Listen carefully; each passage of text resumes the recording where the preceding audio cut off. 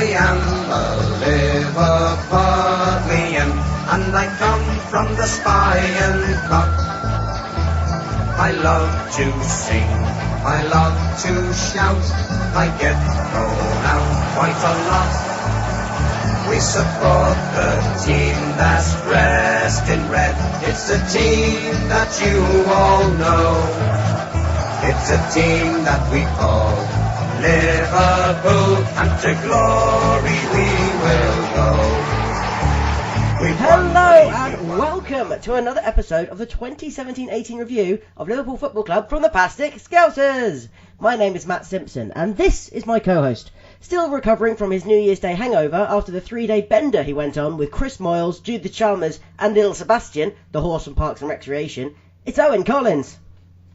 Thank you, Matt. Yes, I am still feeling a little worse for wear, nearly 6 weeks on. And let me tell you, Matt, that, you know, and I was as surprised as anyone, me and Little Sebastian actually got on the best. The other, it started off so well in that, you know, Chris was getting the Pernod's in, you think, oh, you know, this is exotic, drinking Pernod. And then Judith Chalmers said, well, you know, we've had five Pernod's now, it's time for shots. I'm like, Judith, you're mad. You're absolutely balmy, Judith. But, you know, balmy Chalmers. But no, she went and got, you know, like those sort of, like, double shot glasses. And it was like Bailey's in the bottom.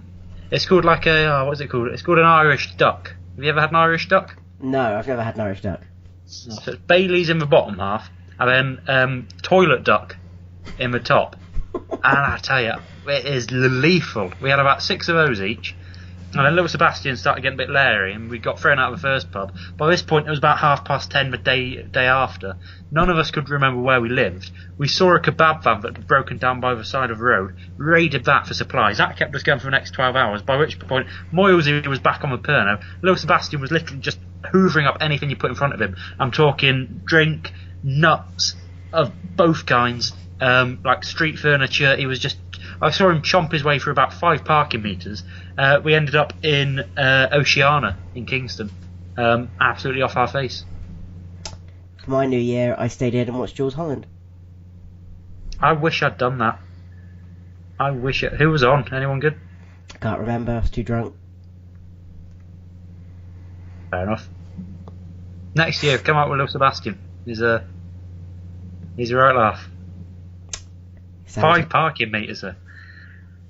Anyway, there are a total of 6 fixtures throughout the month of January for us to chew through like a horse with a parking meter, with our usual brand of insight and irreverence. There are some absolutely cracking games within that, as well as some very special goals and bags of talking points, so we certainly won't be short of material. No. Matt, are we ever? No, exactly. As well as that, we do a Donald Trump and surround ourselves with those from the far right in our Despicable 11. I test Owen's geography knowledge with another silly quiz, and we run out of ideas for features for the podcast, so attempt to come up with some new ones. Which I'm quite excited for. I love this feature. Literally anything could happen. But before that, let's dive into the fixtures, starting with a very difficult tie away at the top of the month at Burnley. Yeah, table-topping Burnley. Burnley. Burnley. Probably, would it be fair to call them this season's surprise package? I think that'd be right. I mean, you know, they were flirting around the top 4 pretty much for the first half of the season. Yeah, or at least one of the season's surprise packages, because obviously everyone has been quite surprised at how shit Arsenal have been. But yes, or how Man City have beaten everybody. Burnley, the kings of the 1-0, and have been a bogey side for us in recent seasons.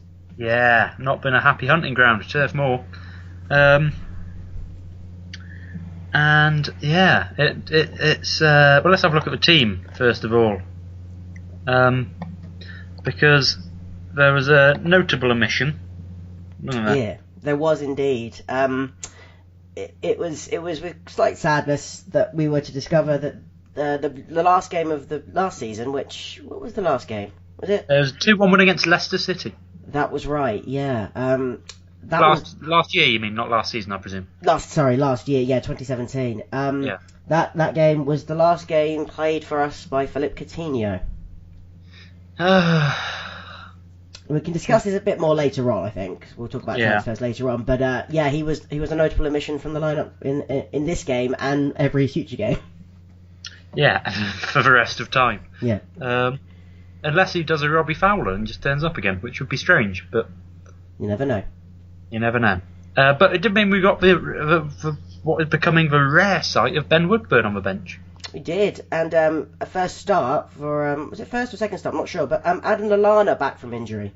Yeah, been out for most of the season. Well, yeah, pretty much all of the season so far. So very nice to see him returning to the first 11. Still a little bit off the pace, but Well, you know. I mean, considering that Coutinho's gone, Lallana feels the natural replacement. Yeah, I mean, yeah, it's going to be hard when we talk about this later. I'm still grieving. But yeah, we also found interestingly, Bobby Firmino didn't start, and we saw Dominic Solanke up front. Yeah, that was a weird one. Obviously, this is coming off still in the festive period, really, isn't it? Absolutely, it's New Year's Day. This. Yeah. Other than that, it's a pretty strong side, and it's not like this was probably one of the strongest sides we've played over Christmas. Not counting other than Arsenal, there's not been many. This is probably our hardest fixture of the festive period. Well, is that fair to say? Yeah, the one that would prove the most likely to fall over. Yeah. So, and obviously, Mo Salah was still injured, so it was quite a. It wasn't the most fearful front three we've had all season, was it? No, and Mane, Lallana, and Solanke. Yeah, with Oxlade-Chamberlain and around it as well. Dovetailing as a 4. And it kind of showed, certainly in the first half, it was a very sort of pedestrian and slow performance. Of course, Burnley sat back and did what they do best, which is be well organised, dangerous on the break, causing us a few problems. And we looked a little bit slow, just it wasn't really clicking with the sort of slightly changed lineup. Yeah, I mean, there just wasn't that kineticism, I would say. Nice word. We didn't. Thank you. Yeah, I made it up myself actually.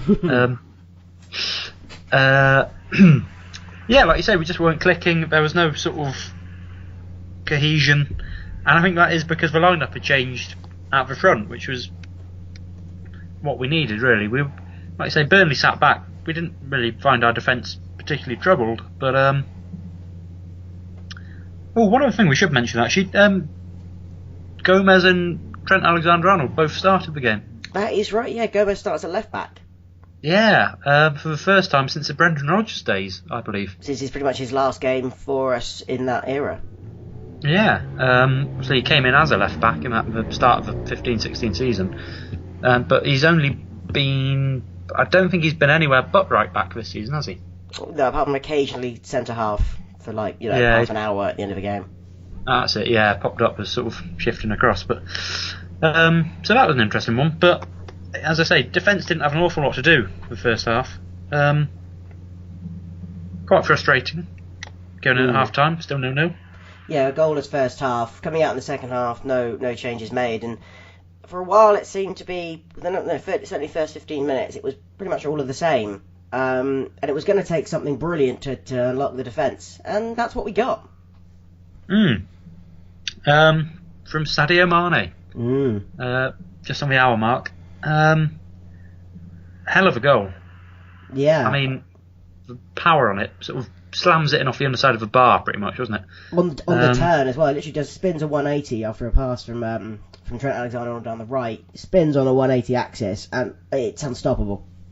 And it's a goal that's taken with the this might be me, knowing how the story ends and writing it backwards, if you know what I mean. But it's a goal very much of the style of a man who has struggled for confidence this season.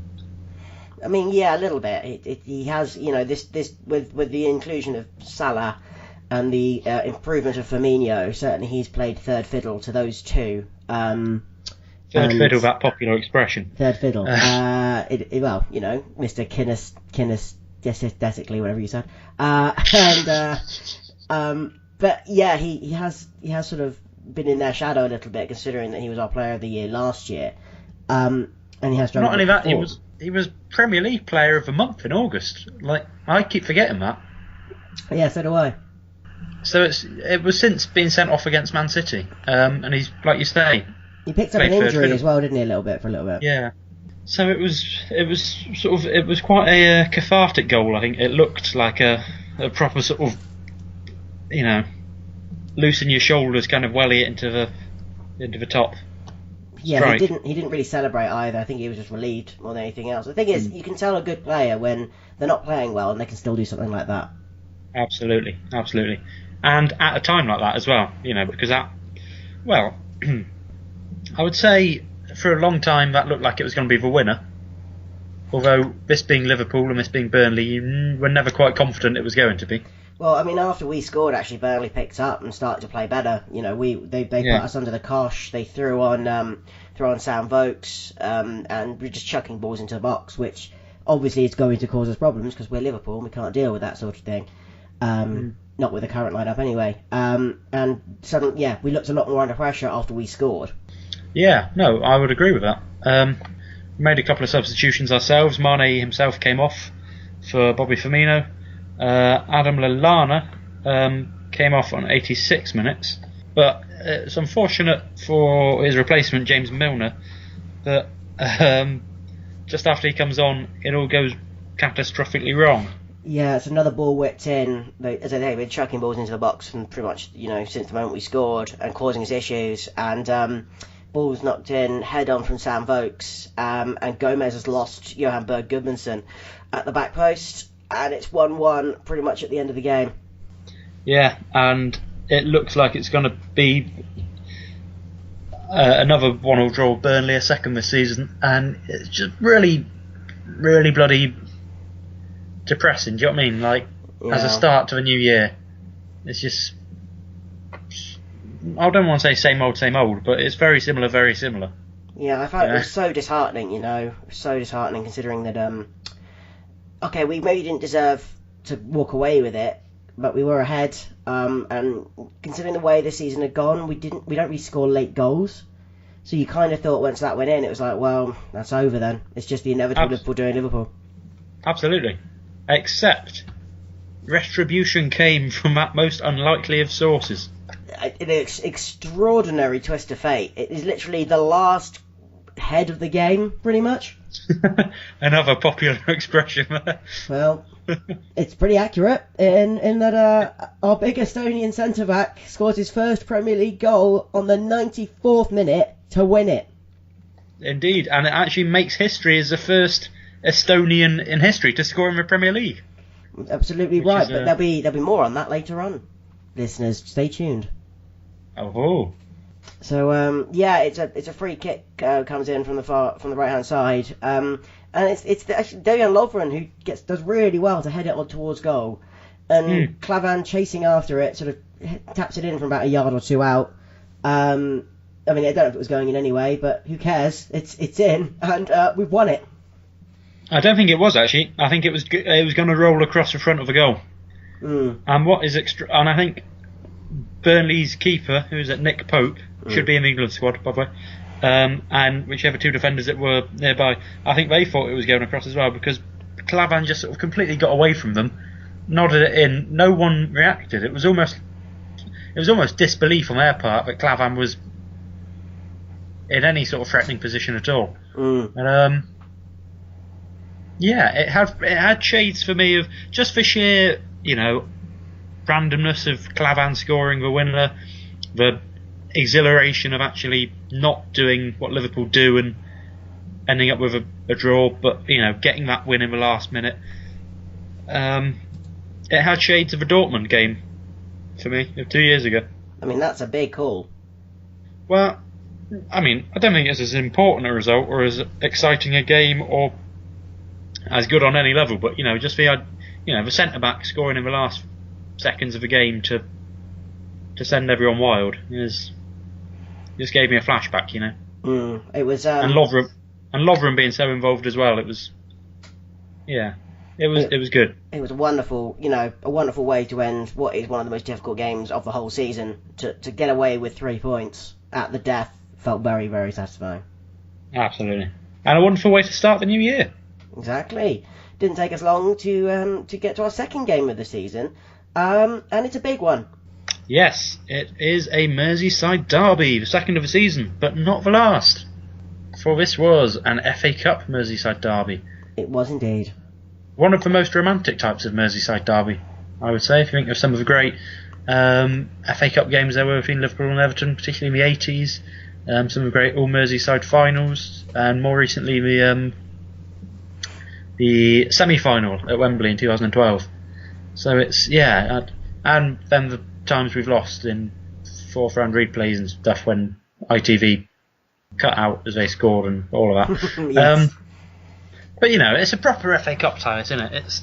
And I'm always disappointed when we don't get Peterborough or, you know, Forest Green Rovers or who was it in the third round this year? Newport County and tiny club Leatherhead. I was very disappointed to miss out on 7th tier Leatherhead, who I think lost 7-0 or something like that. But if you're going to have an all Premier League tie, you want one with Everton, really. And there was particular excitement about this one, wasn't there? There was indeed. We had a debut finally. Yeah, only the 5th debut of the season. Mr.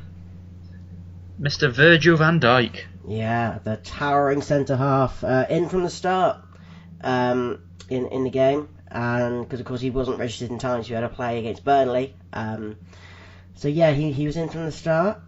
Interestingly, also noticeable that in from the start was Loris Karius. Now, you would originally... Well, there were two things about this. One, why wasn't Danny Ward playing when we were told he was going to play the cup competitions? But secondly, Karius isn't just in for the cup competitions anymore. Yeah, apparently this is Karius now being our number one for the rest of time. Oh god, not the rest of the time. I mean, another month, another rant from Owen about how Danny Ward should be given a chance. But literally, Danny Ward took Huddersfield to the Premier League last year, and he gets one game of the season. Like, you know, it's not Klopp's fault that, well, arguably, But it is. that we went It's out entirely against. his fault. No, but in terms of we went out to Leicester in the whatever it is now, energy drink cup. The energy drink cup. However you say, Carabao, The Carabao however you say Cup, it, yeah. Carabao Cup. You know, it's Danny Ward was unfortunate there to, you know, if we put together a good run, he could have been looking at, you know, a dozen games this season. But it's the fact he didn't even get a chance in the FA Cup. It's like, why not? Anyway, I'll get off the Danny Ward soapbox again now, but it is infuriating. It really was, yeah, I think we were all pretty pissed off about that. But otherwise, it was a very strong lineup. Pretty much the strongest lineup we could have fielded, which is good considering, you know, the calibre of the opposition and the fact we wanted to take the cup seriously. Yeah, and if you look at the Leicester game in the Carabao Cup back in September, if you look at the lineup from that, it was very different. You know, Marco Grujic, John Flanagan, you know, Woodburn, Ings, bloody Markovic on the bench. You know, it was a massive contrast to Klopp's previous dalliance in the cup this season. Now, what a game this was. Yeah, I mean, first half, we see Everton doing pretty much what they did to us last time when it was a 1-1 draw in the Premier League at Anfield. They just sort of sat back, weren't really looking to create many chances. I mean, maybe a little bit more dangerous than before. They did, you know, they were trying to go forward occasionally, but, you know, Liverpool sort of dominated the play and had a lot of the possession, but were struggling to break them down. That was until just after the half-hour mark. Yeah.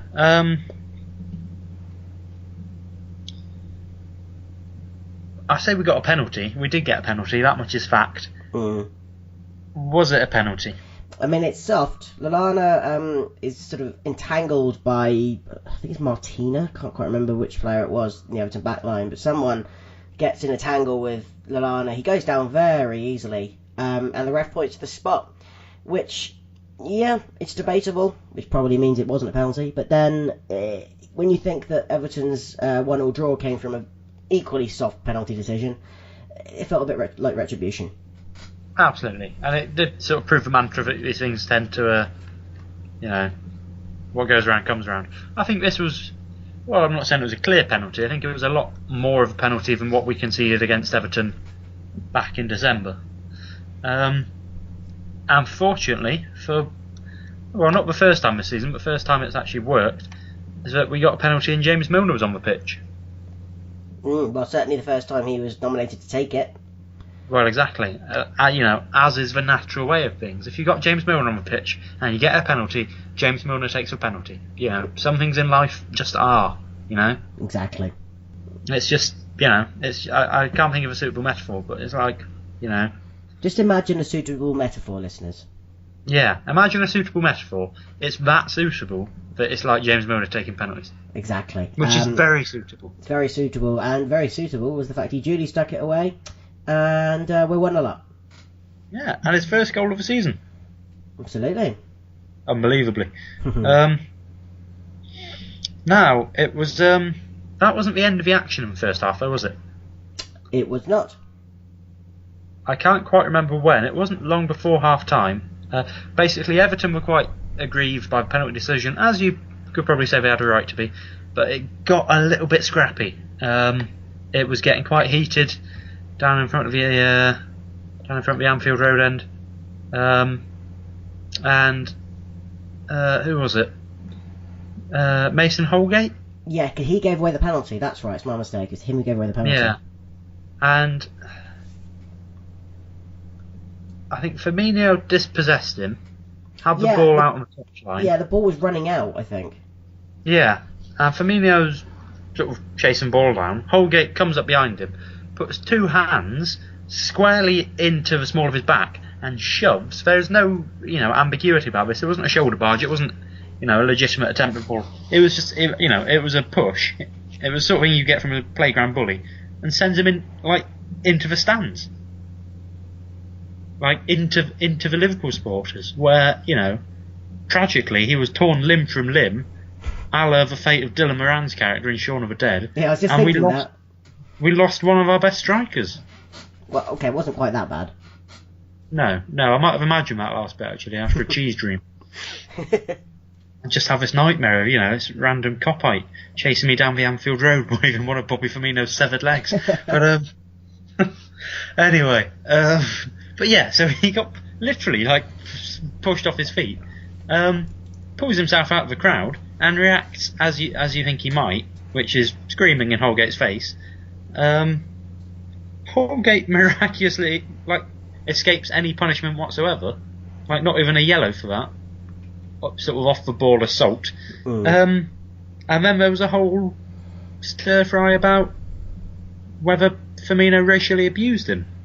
Yeah, and we can say by the end of the month nothing had come of it and it just disappeared, but it was all a bit odd, wasn't it? It was very odd. And what was particularly odd is that as Firmino was shouting at him, Holgate was very still, and then at one, it was a ref, Bobby Madley, had got himself between Firmino and Holgate, and so Firmino was just shouting at him, and lip readers think that he said the word puta, which I think is son of a bitch in Spanish, but then something, Holgate did just snap. He was stood there calmly just listening to him, and then all of a sudden at one point he did just flip out, and he actually pushed the referee out of the way to get to Firmino, which is another bookable offence at least. So, Holgate should arguably have been sent off twice in 5 minutes. But we don't quite know. I think it was just that he realised he didn't really have a leg to stand on and just decided to kick off. But very weird. Yeah, it was a bit worrying when you think of our past history with racial slurs against players. We can't afford to lose Bobby Firmino like that. There's a shame that sort of spoiled what was a decent position at half time. We look fairly comfortable, but you kind of just know Liverpool, and they're not going to make it easy for themselves, are they? No, but then it wouldn't be quite so much fun when we win if we did make it easy for ourselves. What am I talking about? Of course it would. I'd love it for it to be easy for ourselves every week. So second half, Everton are a lot more organised. I think they're certainly a lot less scrappy, and it looks like if anyone's going to kind of get heated, it's going to be one of our lot. The discipline's back. Whereas at sort of end of first half, any number of players could have been sent off. It was all a bit, it simmered down. It was all a bit more controlled in the second half. But then they equalised with a man who once was going to be our first signing of the Brendan Rodgers era. Well, how did that end up, eh? Yeah. Well, we got the last laugh. He ended up on Merseyside, just playing in blue, after a breakaway from our corner, which was very, very frustrating. And Phil Jagielka's weirdly up there, playing as a centre forward. Passes through to Gylfi Sigurdsson, and it's 1-1 again. There was a definite foul in the build-up to that, though. I can't remember who it was that got fouled, but there was a definite kind of... Again, I think it was a push, but just... I couldn't believe that the ref hadn't stopped for it. I mean, the ref didn't, but Karius did. He could have done a lot more with the strike from Sigurdsson, I thought. I think possibly, yeah. But yeah, 20 minutes to go and it's 1-1, and I mean, I still felt confident. I was just angry. Yeah, it just felt same old, you know what I mean? Yeah, I still sort of had faith that we were gonna get through, but it was just annoying. We made all of our subs within 10 minutes then. Lana came off Gini Wijnaldum. Joe Gomez came out for Dominic Solanke, which was it's Trent Alexander-Arnold. The two, Alexander-Arnold and Solanke both came on at the same time as Gomez and Milner came off. So yes, I've got here Gomez, same difference.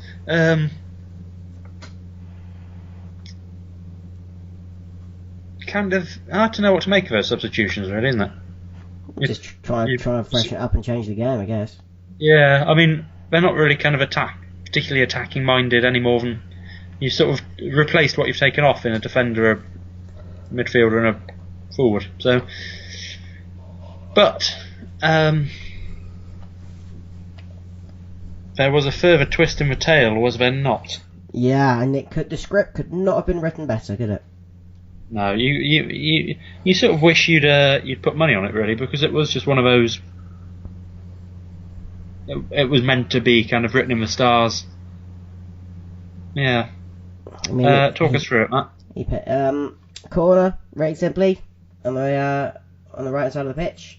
Alex Oxlade-Chamberlain whips it in. Jordan Pickford comes out to claim and misses it. And Virgil van Dijk buries the header. What a header. What a goal. What a moment. Powerful. Like, it was just, it was written in the stars that Virgil van Dijk would score the winner of a Merseyside derby on his debut in the FA Cup. In front of the Kop. At Anfield. Floodlit, under the floodlights, in front of the Kop. It was just perfect. And that header wasn't ever going anywhere else, do you know what I mean? There was power behind that. For a man with a ponytail, he's got a powerful neck. Absolutely right. I don't know if that sentence makes sense, but well, I think you can be carried away as much as you want, so we can go with that. Writes himself into folklore by winning the Merseyside derby for us in the FA Cup. Just amazing. And do you know who the last Liverpool player to score on their debut was? You've told me this off the air, but go on. Can you remember? No. It's actually Mo Salah. Oh, of course it was. Beginning of the season. Early of the season. Yeah. Before him, the last player to, not that Mo Salah did, but before Van Dijk, the last player to score on their debut at Anfield.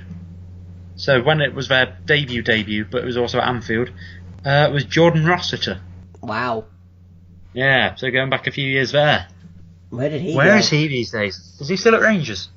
I have no idea. What a waste. Yeah. Anyway. We're through to the fourth round of the FA Cup. We are, and reasons to be cheerful. Yeah, which we need reasons to be cheerful because we had a hell of a difficult game coming up next. Yeah, the team that no one can seem to stop. Manchester City at Anfield. Yeah, unbeaten Manchester City at Anfield. Yeah. Man City, who had until recently very nearly had a 100% record.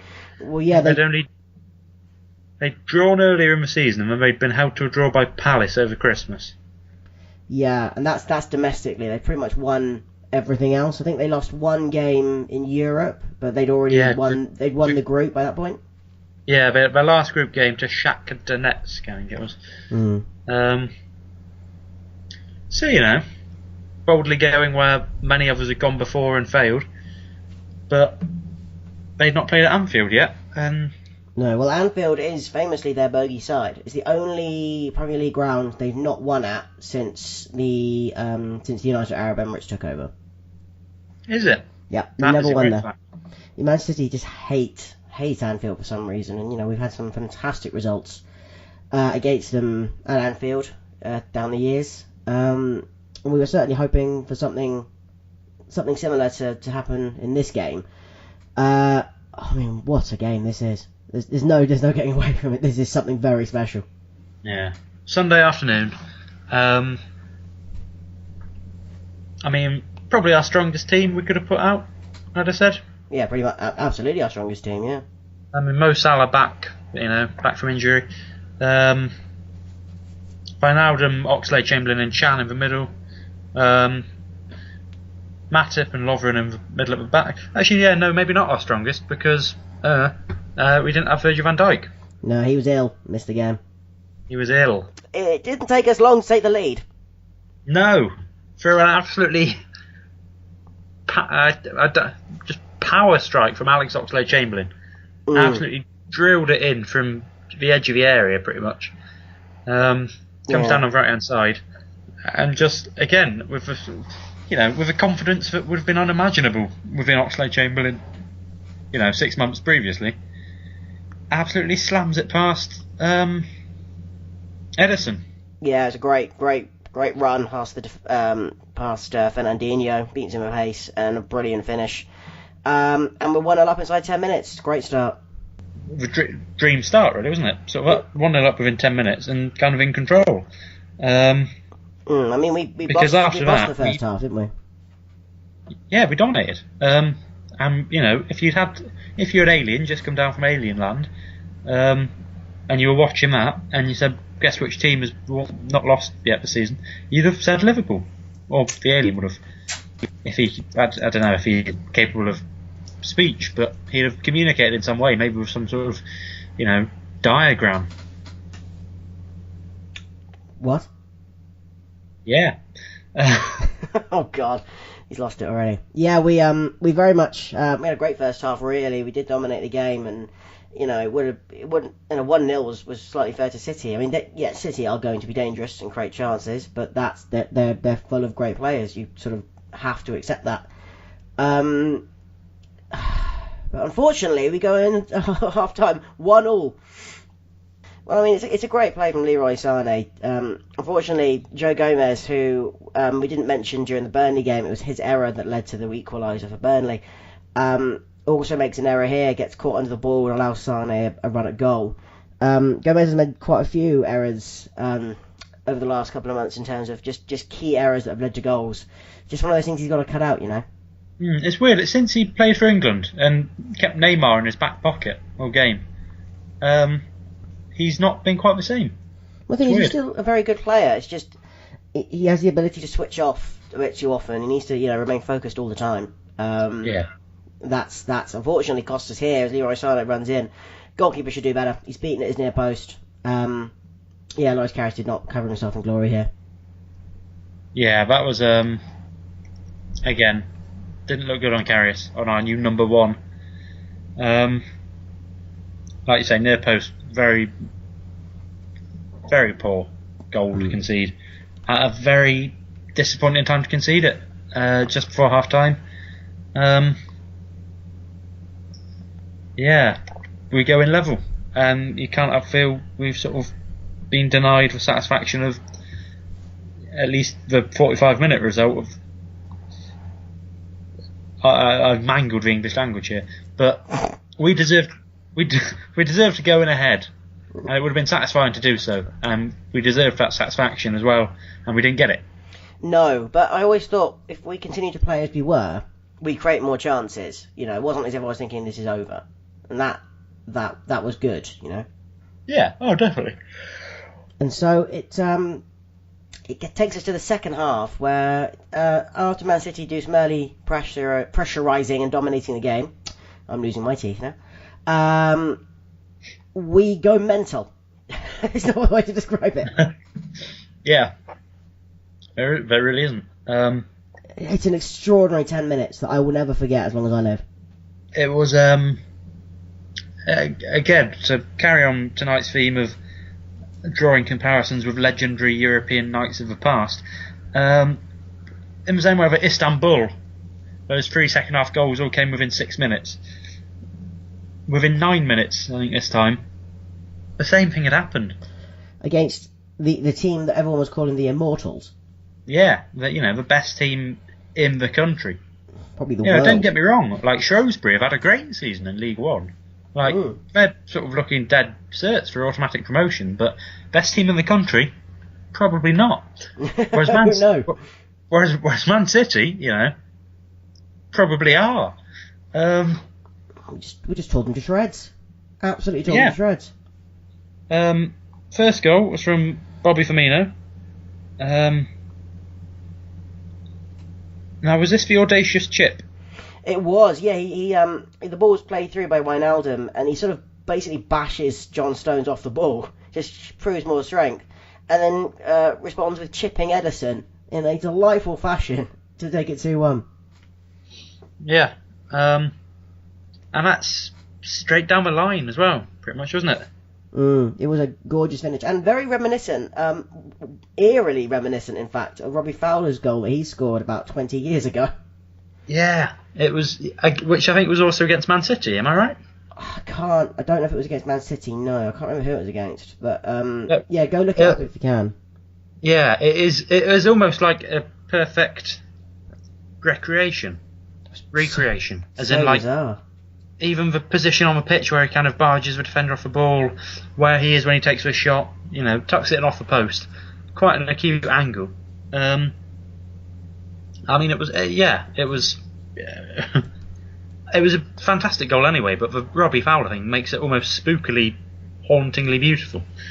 And then 2 minutes later, that man again, the one we said was struggling for confidence, and here he is absolutely rocketing him in against surely the champions elect, Sadio Mane. Extraordinary. Consider a minute, the first goal was on 59, this was on 61, and in between the 2 goals, Mane had also hit the post. Yeah. It's just extraordinary. Every time the ball was played back to their goalkeeper, we were hounding and harassing them, causing them all sorts of problems. And this time, Mane, a couple of options, but standing foot, just rifles one right to the top corner. It's an extraordinary finish. I mean, I do just want to say on that note about chasing down the balls, massive credit here to Andy Robertson, who I would say, it's so hard because, obviously, if you had to pick our signing of the season, it's going to be Mo Salah, hands down. But Andrew Robertson has been a revelation at left-back over the last few weeks, and for his hounding during this game, at one point he chased the Man City players down all the way to their 6-yard box, and it was him one-on-one with Ederson, putting the pressure on. Yeah, it was incredible. He ended up right wing in that chase. Yeah, he did. He went from left back all the way up the pitch, pushing them back further and further and further. Like Battle of Hastings, they just kept retreating. He got eyeball to eyeball with Ederson, basically on the line of their 6-yard box, and then ended up on the right wing. He's he is probably the best at this stage, and I don't want to jinx it because he's only played half a season so far and he's not played a lot of that, but I think he's going to shape up to be our best left back of the last 10 years. Absolutely, yeah. It was only a foul on Danilo that stopped him from nicking the ball back as well, sadly.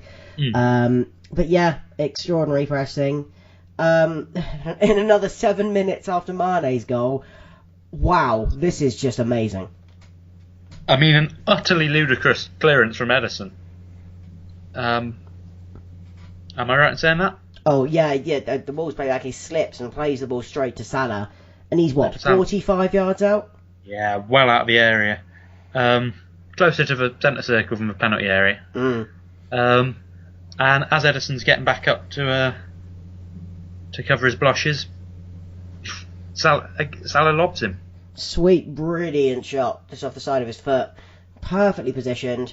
Chips the goalkeeper. We are 4-1 up against the best team in the world right now. Yeah, other than Shrewsbury Town.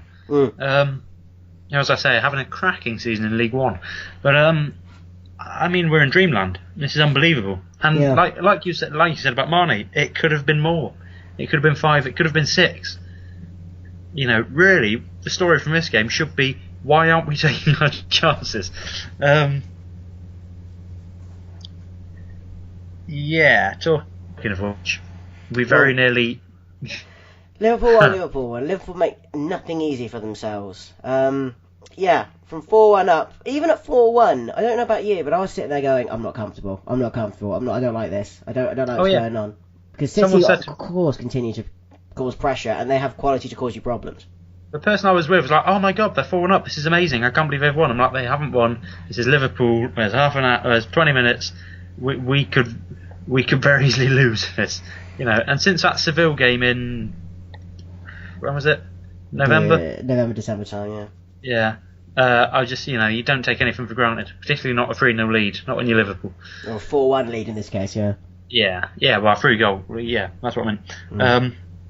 And that naysaying prediction very nearly came true. Bernardo Silva on the 84th minute takes a bit of a sort of deflection going across goal. Karius has sort of already dived for it, or certainly like committed. Comes to Bernardo. All he has to do is stick it in the back of the net, really. Karius, to his credit, which is not a sentence I say very often, did make a decent go at recovering to get it, but yeah, very unfortunate. And it's 4-2, going with 6 minutes plus stoppage, so about 10 minutes left to go, and bang on the 90th minute, we concede another. Yeah, this was okay. Gundogan slams the ball home after Aguero does some good work. And we go into stoppage time, and oh god, this so could easily have been 4-4. That one, Karius definitely should have done better with as well. But unbelievably, quite unlike us, we held on. Absolutely incredible.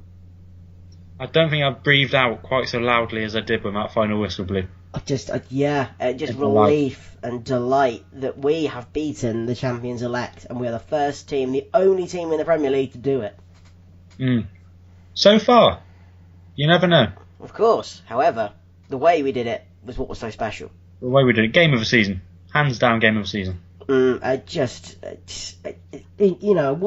advert for the Premier League and British football, the two teams of that quality just going hand over fist, especially when you win. Yeah. Yes. Yeah. I mean, yeah. We can say this now because we'd won. If we lost that, it would be like, terrible game, dreadful game. Let's never talk about it again. Talking of which, yeah, from the sublime to the ridiculous, really. I wish I'd put money on this, because there is nothing more Liverpool than what we did with this game. We've just become the only team all season to beat the champions-elect, Man City, and in such blistering, unstoppable style that even Pep Guardiola had to basically just say, who are we against Liverpool? Roll on down to Swansea City, who are enjoying something of a resurgence since sacking Paul Clement and hiring the man who had taken Sheffield Wednesday to the dizzying heights of 17th in the Championship, Carlos Carvalhal. Carvalhal. Gundogan. Yeah, enjoying a bit of a bounce under him, and actually I will confess to having a bit of a soft spot for him, because he's basically turning into the Portuguese Claudio Ranieri by way of Ian Holloway. And I think we probably I mean, it was like a completely different team. It was. I mean, let's have a look at the team, because it wasn't a completely different team. There were a few changes. Well, one. Virgil van Dijk came back in. That's a big one, yeah. That's the only one. Yeah, well, you'd think that sort of counts for two, really, when it's him. But he didn't have a great game, let's be honest. Nobody did. Well, no, I mean, it was obvious what Swansea were going to do, and that they were going to sit back and soak up all the pressure and try and create on the break or from set pieces. We just sort of played into their hands. We played very narrow. We couldn't really get the ball wide to stretch the play. They had 5 at the back and they dealt with everything very comfortably. We just lacked creativity and spark. Yeah. You know what's really, really upsetting? This is a game that Coutinho was made for. This is the one where he would have broken down the defender's side. Yeah, we'd have won 1-0 because of a Coutinho win, or we'd have had him score, and then the floodgates would have opened and we'd have put the 2 or 3 past him. But this was the first time since we sold him that we really, really missed him, because you didn't notice against Man City, but against the bottom of the table Swansea, you really did. Yeah, because Man City was the first game after we sold him. So it was kind of like, we don't need him, and watch this. And then the next game was, we need him and his wife. Yeah, come back, please. Their goal in a 1-0 victory was, I think it was quite lucky, to be honest with you. So the corner comes in. We don't deal with it in the first phase, and eventually drops to Alfie Mawson, who basically just takes a swipe at it with just swings a leg at it, and it just happens to roll right into the bottom corner for the only goal of the game. Yeah, it's not much more to say, really, is there? It was a really tired. Maybe understandably, considering that we run ourselves ragged against City, but this is 8 days later, so there's not really that excuse. Well, that's it. Yeah, this was a Monday night. We'd had over a week to sort of prepare. Maybe we just lost the momentum. Maybe if we'd played it 2 days after the City game, we'd have been everyone would have been knackered, but we'd have won. Maybe we just left it too long. I mean, there was just something about the way Danny Ings came on the 73rd minute that just made you think this is kind of. It really brought the loss of Coutinho into sharper focus. That our sort of, we were now relying to. I like Danny Ings, but it doesn't fill you with much inspiration, confidence. Yeah. You don't think, oh, this is a player that super sub. No, it's a shame. But this was we deserve nothing and we got nothing from this game, quite frankly. Yeah, that's 2 games in a row where we got exactly what we deserve. Yeah. And it was soon to be 3, because after Virgil van Dijk's debut dreams against Everton, we'd been handed a massively boring 4th round tie against West Brom in the FA Cup. Yeah, but it was certainly livened up with the inclusion of a certain piece of technology for the first time in Liverpool. Yeah. The first game Liverpool have played in 125 and a bit year history. To use the video assisted referee or video assistance referee or vaginal arsehole rectum referee, because it was not without its issues. No, I think this is the first game VAR. VAR has been involved in England, certainly, that had such a direct influence on a lot of the proceedings. Before we get into that though, we had a number of rumours going around that we were going to field a slightly weakened side for this FA Cup tie, and see maybe a few players who we hadn't seen much of, Woodburn, Danny Ings, etc. Didn't happen. We actually played an extremely strong side. Yeah, the only real changes were 2/3 of a beast coming in for Joe Gomez on the right, Alberto Moreno popping up again at left back. That was after his injury, wasn't it, Alberto Moreno? It's his first game back. Yeah. Since, was it Spartak Moscow we picked that up back in December? Yeah, I think so, yeah, when he walked off the pitch crying. Yeah. So it's nice to see him back, but probably not the best game for him to do it in. Danny Ings only made bench in the end. Still yet to make an appearance in the FA Cup for Liverpool, and yet to start under Jurgen Klopp. And Simon Mignolet came back in goal. Yeah. For what may well turn out to be his last appearance in a Liverpool shirt. No offence to the guy, but I hope so. Well, after this performance, it's just Mignolet and Moreno being in this side during this match, just a window of our failure over the last few years. Like the fact that Mignolet has, been dropped out, he comes back in, and this is what happens, and Moreno the same. Yeah. And the whole time you got Danny Ward sat there on the bench doing nothing. Exactly. At least Andrew Robertson's kind of proven that left back is a position that can be played well. Yeah. Andy Robertson, I love him. I love him. Yeah, I think I think Liverpool fans love him generally. I think we all do. I mean, this game started really well. Ben Foster controls it quite badly, punts it out, awful clearance to Firmino on 5th minute, edge of the area. Beautiful little lob. Just sort of, it's one of those that almost goes in slow motion in real time. And you just get to watch it fall into the net, and it was profoundly satisfying. It's brilliant. A lovely goal. It was a little piece of genius from a man who's now very, very much fast becoming one of the least underrated players in world football. So yeah, our little secret's out, I think, with Firmino now. But it didn't take long for them to equalise, did it? No, 2 minutes. With a goal from Jay Rodriguez. Yeah. Who, funnily enough, that meant that the first 2 players to score in this game have both been accused of racial abuse. It's an unusual but true stat. Mm. It is a great strike from Jay Rodriguez, but our entire defence just stands off and allows him to run, and gave him the opportunity. So yeah, from what looked like it could be a comfortable game with an early lead, it's West Brom in the ascendancy. Yeah, and it got even worse 4 minutes later. God. Jay Rodriguez again. Yeah, second goal in the space of 4 minutes. It's another good finish, but more poor defending, more poor goalkeeping. And suddenly we're 2-1 down at home to the club who are bottom of the Premier League, and way adrift, by the way. Yeah. And this comes a matter of days after losing to Swansea.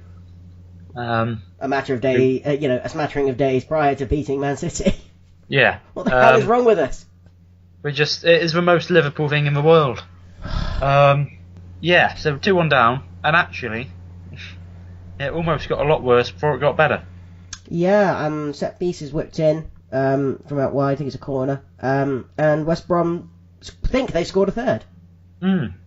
Until it had to go to our friend, Mr. VAR. Yeah, he took an extraordinarily long time to decide that there had been, I think, a foul or an offside. I can't remember what it was. I think it was a foul. I mean, that kind of shows you everything you need to know about VAR, and the fact that nobody had a bloody clue what they were talking about. No. And I think it's a good thing. And like someone said, we shouldn't get rid of VAR because half the fun of football is debate. And it's like, no, it needs to be fair. And VAR is a good idea. It needs, this game showed it needs to be streamlined. Because this game didn't really finish until about 11:30. But, it takes a long time. And of course, Liverpool fans know better than anyone than, sometimes the true and right result takes a lot of waiting for. But it's, yeah. And then weirdly, actually, VAR came into play again about 10 minutes later. Yeah, we're given a penalty for a foul on Salah, who's dragged back in the box. This took a while to find. This took even longer, yeah, because this was originally not given as a penalty. Liverpool kind of complained. Craig Pawson went to video referee, and it was given as a penalty. And you thought, actually, not only is it just, disallowed a goal against us, it's just given us a penalty. Well, everything's coming. Just to add to that, actually, it wasn't just going to VAR. He went to the VAR assistant, who didn't really give him a conclusive answer. So this is the first time in England, certainly, that VAR has been used on the touchline, where the ref actually goes and looks at a monitor by the fourth official. That's right, yeah. It's just weird. It's weird that they keep it on the touchline. Do you know what I mean? Like, I don't know where else they'd keep it, but you think it'd be in some sort of back room. But well, I guess give him one of those Google Glass things, and he can watch it in his own eye line. that could only end well. Yeah. Absolutely. But yeah, you thought, everything's coming up Millhouse here. We're back in the game. Falls to Bobby Firmino, and we miss another bloody penalty. I mean, how many is it now? So we missed 4 penalties this season. That's Bobby Firmino against Sevilla in September. Mo Salah against Huddersfield. James Milner, I forgot he'd missed this actually. Against Maribor. Just bizarre. James Milner missing 2 penalties in a row, if you include the one against Southampton last season. And and so Bobby Firmino against West Brom. We'd only scored 2 up to this point. One was James Milner against Everton in the FA Cup tie that we discussed earlier. The other was Philip Coutinho against Spartak Moscow in a 7-0 win. So, and Bobby Firmino on opening day. We've actually had a lot of penalties this year. We have. We've missed a lot too. We've missed an awful lot, and we've missed James Milner an awful lot. Because again, wasn't on the pitch for this. So, Bobby Firmino, that's it's his second penalty he's missed in a row. Oh dear. That was it really then, wasn't it? You just knew it was going to be one of those nights. Even the technological revolution that was VAR couldn't really get us out of the hole we'd got ourselves into. You just knew that we weren't going to get a lot out of this game. No, certainly guaranteed before half time going in 3-1 down. Yeah, in desperately unfortunate circumstances.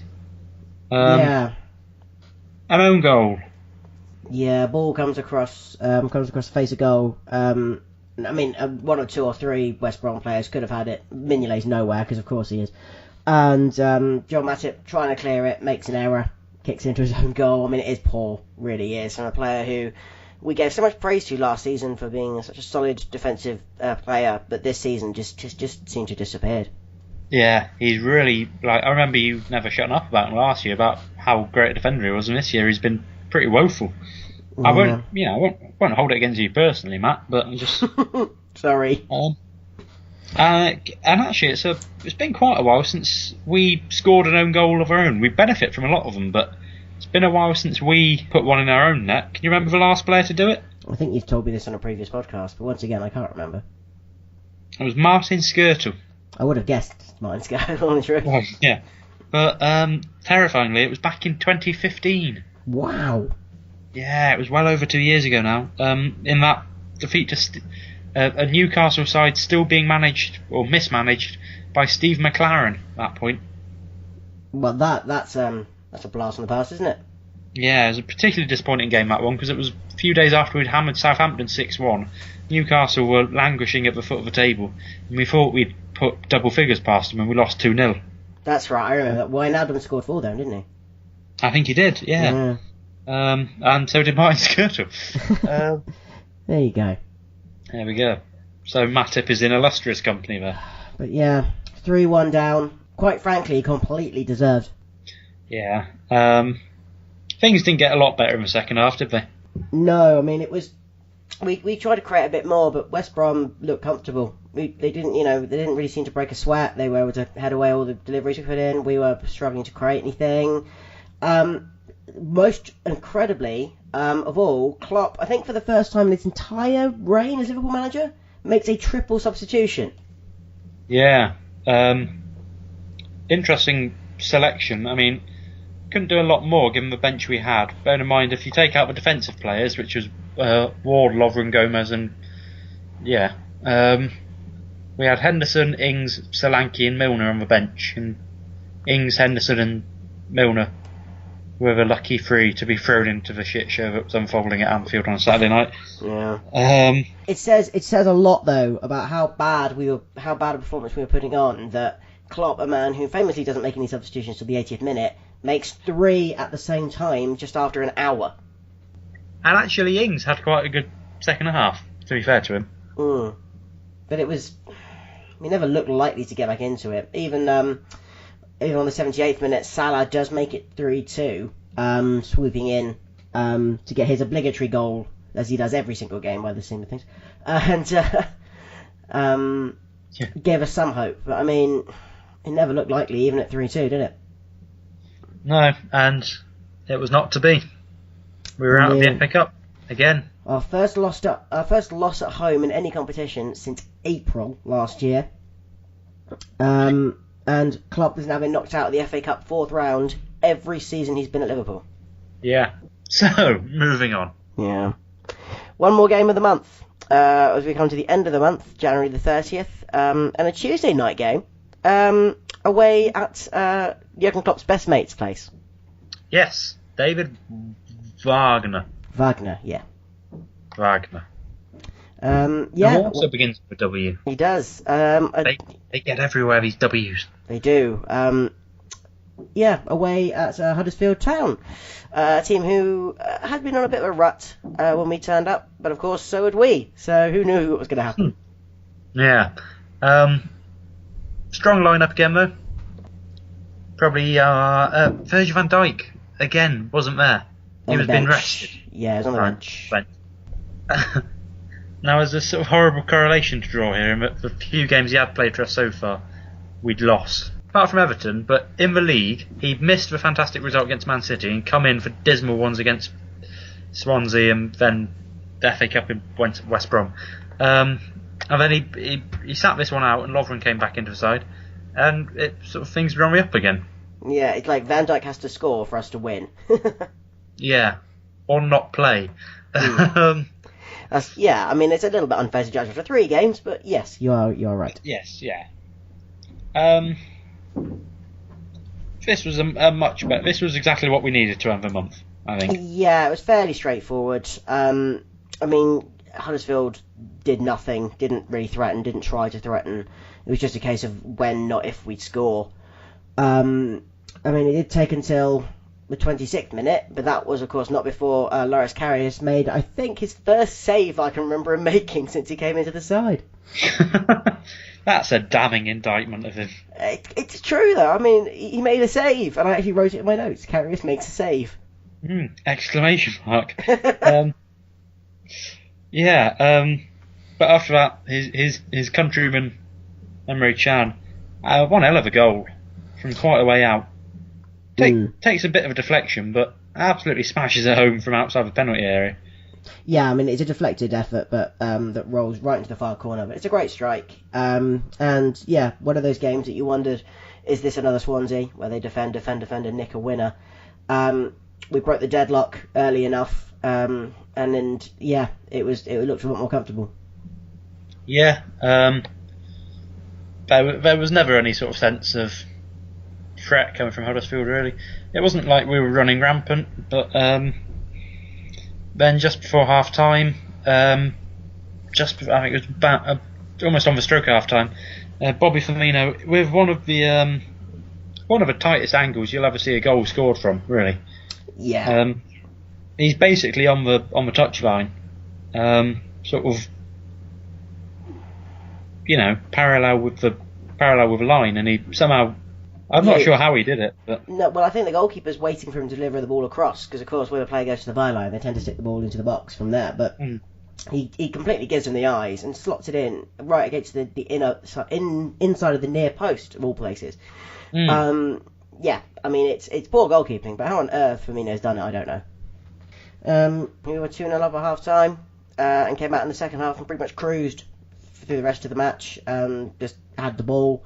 Kept the ball, passed the ball around, created a few chances. Huddersfield weren't really trying to threaten us. It was all pretty straightforward stuff. Yeah, couldn't agree more. Then, was it Firmino? No, it was Cham that got fouled next, wasn't it? Yeah, he's brought down as he's through on goal, but not through on goal, but on the left-hand side of the goal. And it's a penalty. It's another one. Would you say it was a pen? Yeah, I'd say so. He was brought down, he was tripped in the box, so I mean you can't really ask more than that. There's a bit of arm going on in there as well, I think. Yeah, was it Congolo or I can't remember who it was. I'm not sure. But then Mo Salah scores. Yeah, from the spot. and makes up for his miss from the spot earlier in the season against Huddersfield Town. There you go. There we go. Divine retribution. Yeah, I mean, ultimately it didn't matter too much, but it did put a nice shine on the result. It did. As did, you've got a great little stat here. Yeah, I only found this out after the game, and I thought this is incredible that we have to say this. We had a lot of the ball during the game, but Joel Matip made 116 successful passes in this game. That is not only a Premier League record for a Liverpool player, that's a Premier League record for anybody. I mean, that's quite remarkable, really, isn't it? Yep. I mean, it's very remarkable, but it just sort of illustrates how little competition Huddersfield gave us, really. That we were kind of just our centre back was just so fluid with his passing, you know. Yeah, I mean, it was all very easy for him, but still, 116 successful passes. Think about how many a minute that is. That's more than one a minute. Exactly. Quick maths, that. There you go. Quick maths. So yeah, and that was January. That was January. Full of one particularly incredible result, some fantastic standout moments, and some utter dirge as well, which is pretty much every month for us, to be honest. Our traditional January wobble was thankfully only 2 games, but still enough to take us out of the FA Cup again. Yeah. But overall, not too bad. Not too bad from a gameplay point of view. Of course, January was also the transfer window, which now means we have to talk about Philippe Coutinho. What is there to say? He's gone to Barcelona for £140 million. Has he? Interesting. Yeah, interesting. Yeah, it was sort of the inevitable finally happened. Just sadly happened a bit earlier than we were expecting. Yeah, I thought it would probably happen at the end of the season. And I was hoping this would be an exact parallel of Luis Suarez's last season at Liverpool, in that, of course, summer of 2013, Suarez was, he was already banned for the start of 13-14 season. He was desperate to get away. He was training on his own. Arsenal were making ludicrous bids, £1 over his release clause to try and get him. He was sort of becoming quite unpopular with the fans. As I say, Rodgers had him training by himself. He came back into the side. He accepted he wasn't going. He came back into the side and he gave us the season of his life. Yeah. And I hoped that when Coutinho realised we weren't going to sell him to Barcelona in the summer, the same thing would happen. Rather than doing a Balotelli or a Torres and just sulk, he'd come back into the side and he'd give everything. And if it was for 1 more year or another 5 years or whatever, he would just devote himself to the cause. And actually, bad back aside, he did. And we were close this season to seeing something we've never seen from Coutinho before, which is consistency. Yeah. And I hoped, not just because I didn't want him to leave, and not just because, I felt it was what we were owed from him, but because I don't feel we ever saw a fully consistent Coutinho. No, not for a full season, no. Not for a full season. I don't think we saw a proper Coutinho peak season like we did with Suarez that year, not counting the games he was banned.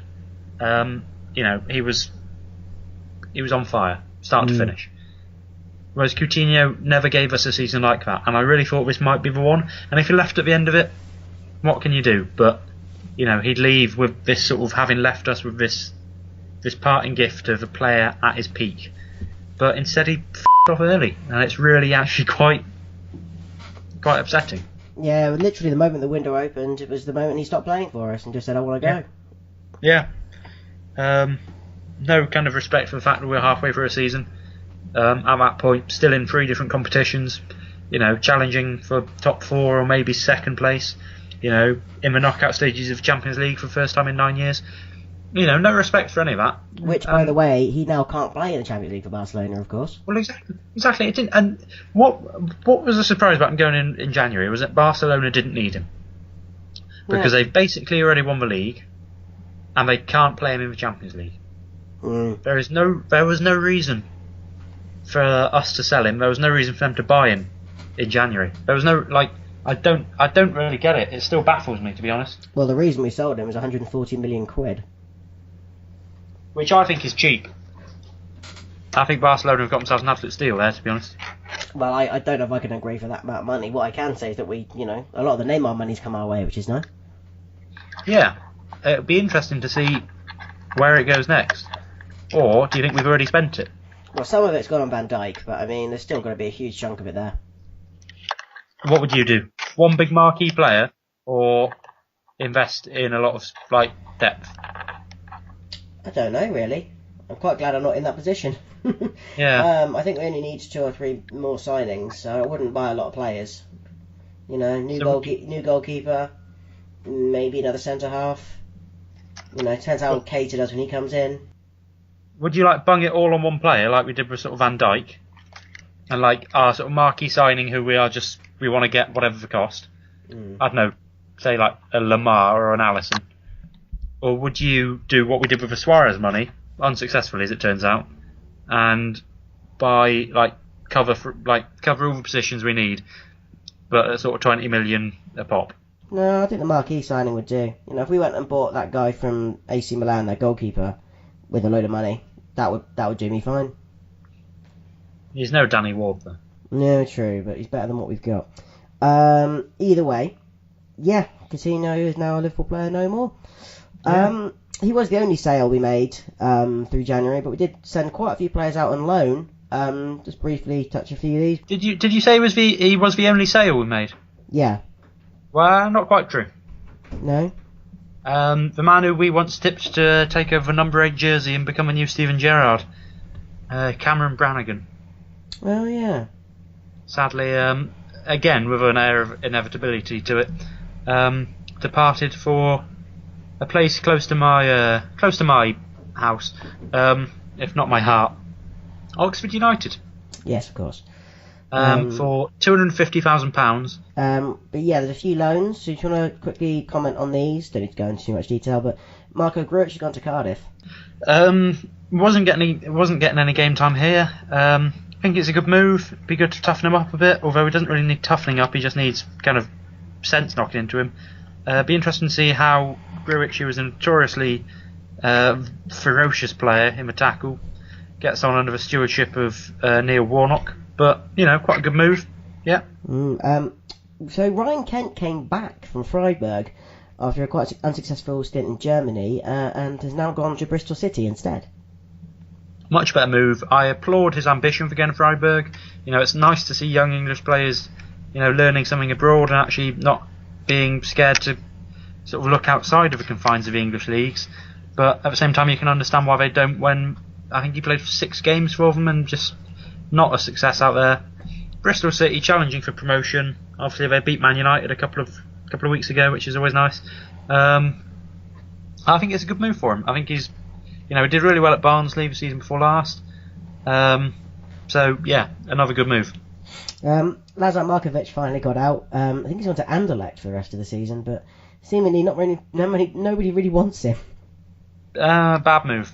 I mean, he clearly was never going to play for us, although I'm kind of gutted he didn't get on the bench against Everton like he did against Leicester. I think he'd have been much better off going to an English club. There were a few that wanted him. I think Swansea were reported to be after him. Obviously, he went to Hull at the same time last year and really helped them. It didn't save him from relegation, but, made himself quite popular on Humberside. Thought he could have done the same at Swansea. He's gone to Anderlecht. He's not going to do much out there. He'd have been far better off, I think, if he wanted to stay in England, go into an English club, and because it's he's been out on loan to Fenerbahce and Sporting the last couple of years, and he's not really made any impact.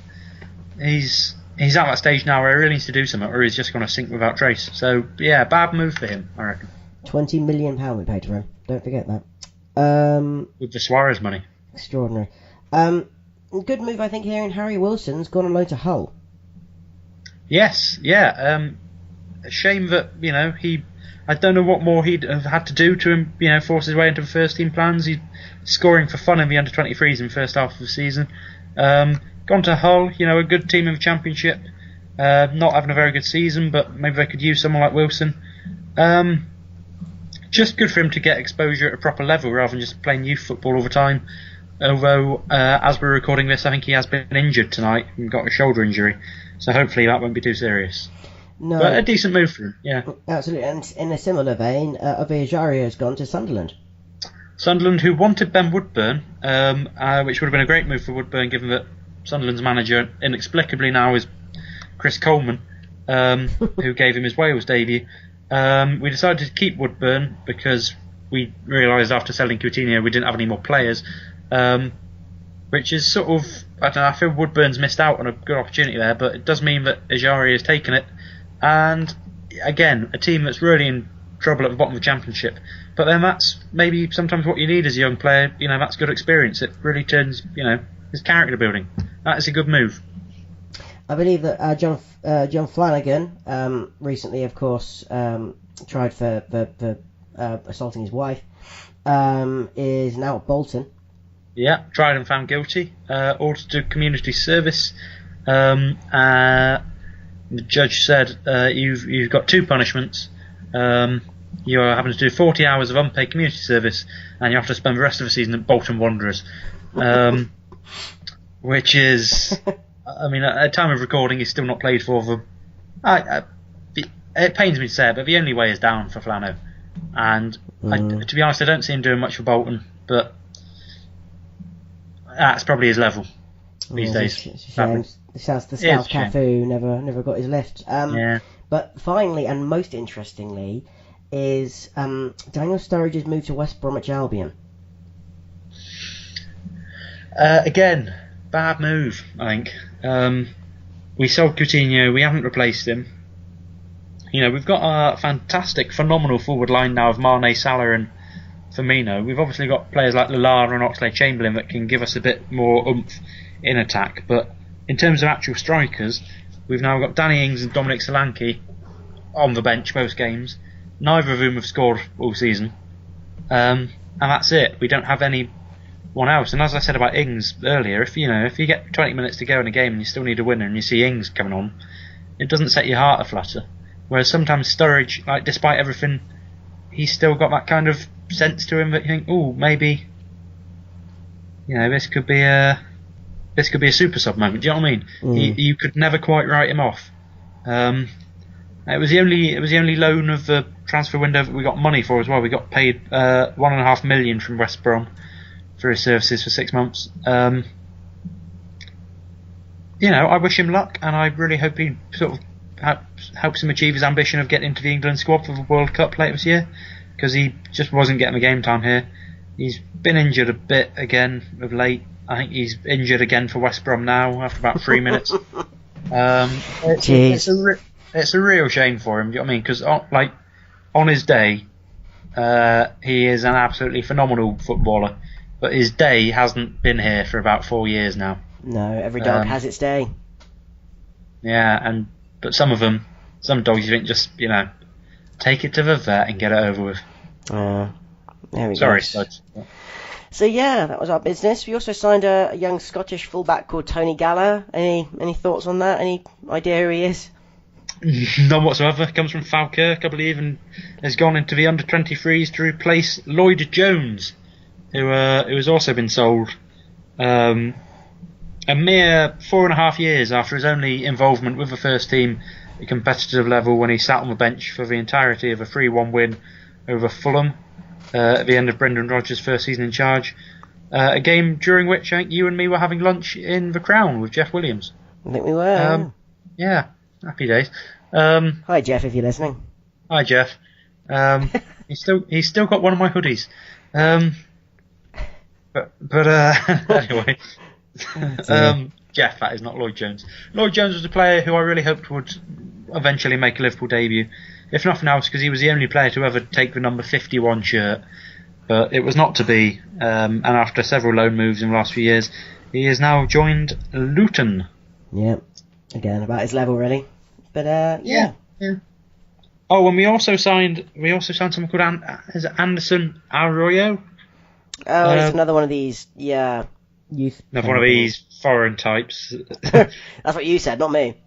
Well, as in that he's a youngster, but he's also a foreigner, so he needs a work permit to play, and he can't play until he's got his work permit. So a bit like Taiwo Awoniyi, who is actually having quite a good season in the Belgian Premier League, and I hope will actually maybe feature for us next season.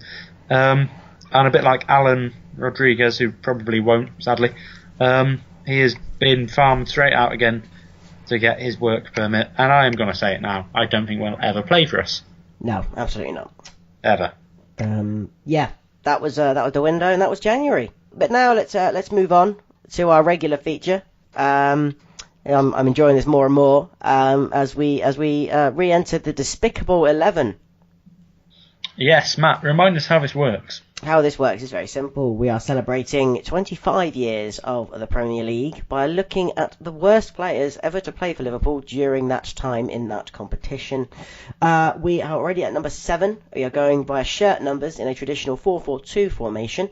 And so far, having picked through 1 to 6, we have reached the number 7 mark, which is the right midfield position. It is indeed. Shall I name my first? Well, actually, no. Tell us who we got so far. So tell us who they are competing for a place alongside. Yes, we have, of course, number 1 in goal, Adam Bogdan, who is still at the club. Who didn't leave in January. He's still here. Like, what is he in it for? I don't understand why he's still here. Mad. 4th choice for Liverpool. Incredible. Number 2. Mate. Fifth, true, after Camille Grabara. Yeah.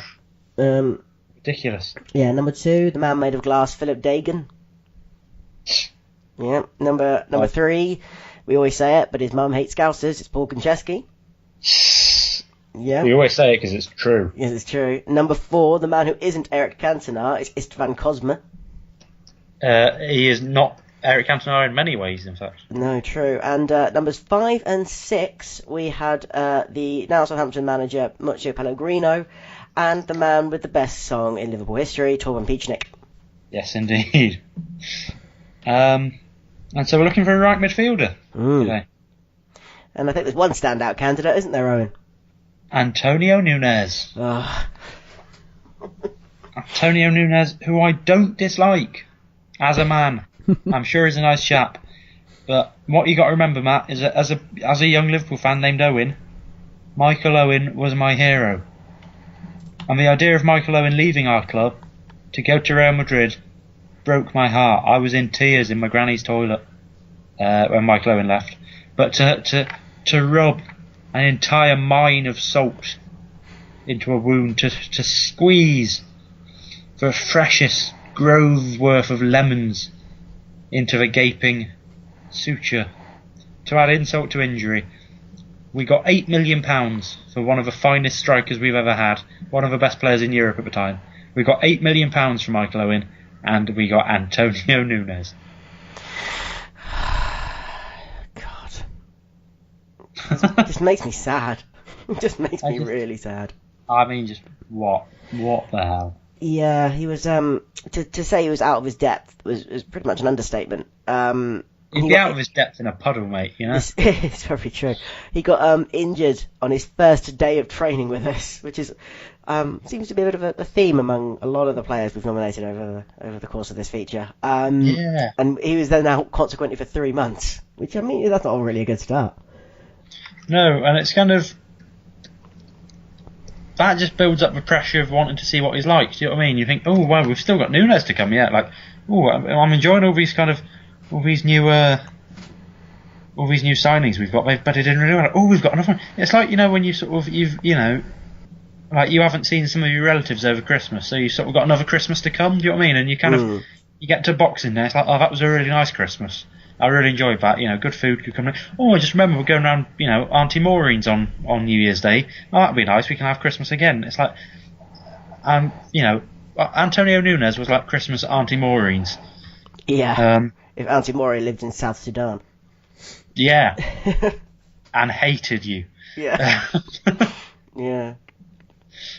Yeah. It was extraordinarily. He does have a very interesting fact that we have already discussed on this podcast, but I will reiterate it. He is the only player in Liverpool history to score a solitary goal for Liverpool in a cup final. He is. 3-2 defeat after extra time to Chelsea. I remember that game very well. I really thought, actually, he might... I mean, it seems... Because even, correct me if I'm wrong, but it felt like even in the season he was here for us, because he only played one season, he was a fringe player, you know? Yeah, he was never a first team regular, no. No. So what baffles me more than anything about that fact is that he was playing in the bloody League Cup final. Do you know what I mean? That would be like... Well, I don't know what it would be like, really, because I suppose we've not got a flawless record when it comes to this kind of thing. Look at the Istanbul lineup a few months later. You know, we had flipping Igor Bishkan playing, but... Well, yeah, I mean, Antonio Nunes came off the bench in this game in extra time.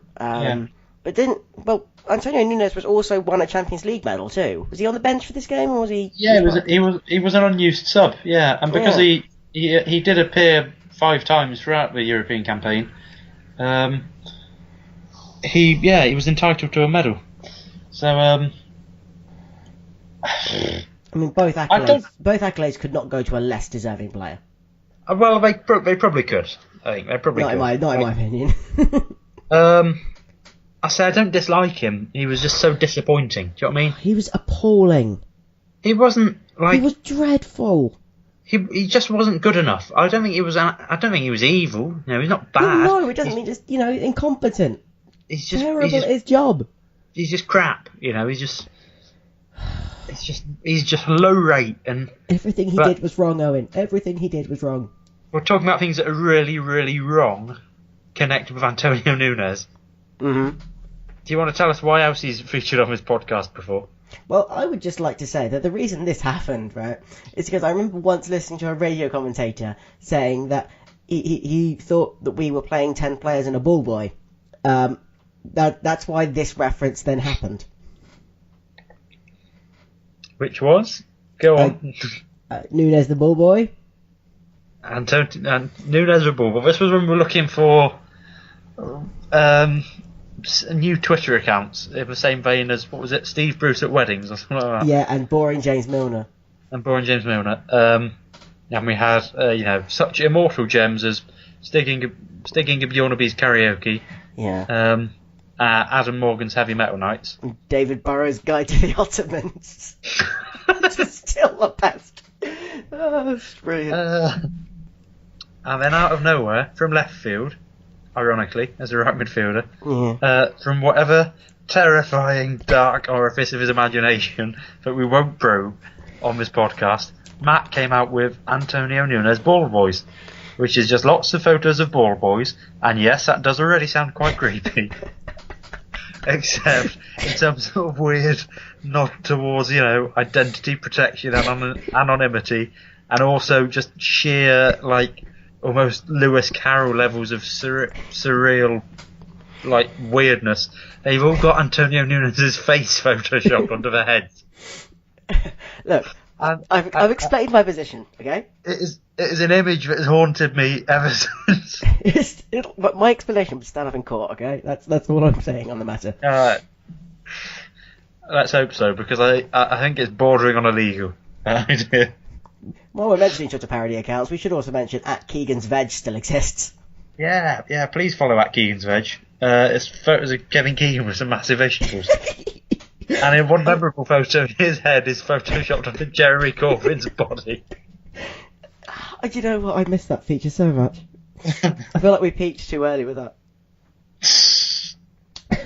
We'll bring it back. Next month. We'll have to bring it back again this season. It's been a while since we've done that. Antonio Nunes I'm struggling to think of anyone worse who ever played for Liverpool, let alone at right midfield. But I guess that's the name of the feature. See, I could think of a lot of people who were worse than him that played for Liverpool. Not necessarily right midfield, because I am really struggling to think of bad right midfielders we've had. Yeah, we've had a lot of good ones. It's one of a few areas of the pitch where we've not been as much dross as there has been good stuff. He's definitely not the worst player to have played for us. Just some of the ones we mentioned on this feature are 10 times worse than Nunes. But I can't think of many others. Can you? No, well, a lot of them are left midfielders, so our last number 11 position is going to be very fun. Yeah. But the only other one majorly that I thought was at least worth mentioning, and it's a bit harsh, but then we are scraping the barrel, is Jermaine Pennant. Well, I thought about him actually. Yeah. It's not as if he was a bad player, but he was just never really good enough. Just another one of those who just wasn't quite of the quality we needed. Again, had some good games for us, you know. Remember he scored a spectacular volley against Chelsea. That's probably the most famous thing he did for us. Yeah. He had a bit of a difficult career on his way to Liverpool, hadn't he? He'd been at Arsenal and he'd been at Birmingham and he'd been in prison. Just casually, the big three: Arsenal, Birmingham, prison. Like in 2005, he played a game for Birmingham whilst wearing an electronic tag around his ankle. No, he didn't. He did. Oh my god. He was on probation for drink driving and he had to play wearing an electronic tag. And then Birmingham got relegated, so naturally he signed for Liverpool instead. That was a bit odd in itself, really. But and he played in the Champions League final. Again, this is up there with sort of Núñez appearing in the League Cup final, but on a slightly bigger scale. Jermaine Pennant playing against AC Milan in the Champions League final. Like who'd have thought that when he was, getting relegated with Birmingham only 12 months before? Well, who'd have thought that when he was sent off in his Champions League debut? And it's the first game of the Champions League 2007, he was sent off for us in the group stage. I don't remember that. There you go. Kind of the start of his downfall, really, because after a promising start, all things started to go a bit wrong from there. He did actually play for us for 2 seasons, and was eventually loaned out to Portsmouth in 2009, and ran down his contract with us, basically, so he left on a free. Yeah. But he's still playing, don't you know? He's still playing at Billericay Town, is that right? Along with Paul Konchesky. Yeah, unbelievable. Comes full circle. He's had a weird sort of career since Portsmouth. He went abroad, which not many English players do. So credit there. He went to Real Zaragoza, however go, Spanish. Played 25 times for them. Then he ended up at Stoke, where he actually stayed for 3 years, and he had quite a decent little career at Stoke. Then he ended up at Pune City in India. In the Indian Super League. And then he went to Singapore, and then Bury, and then Hibernian for a trial, and then he ended up Billericay Town. There we go. So, but I don't think he's as bad as Núñez. So it's basically between Núñez and Pennant. Let's give it to Núñez. Yep, thankfully Antonio Núñez was there to save the day and be our Despicable 11 number 7, which rhymes, which is always nice. And so, it's time for another quiz, Owen.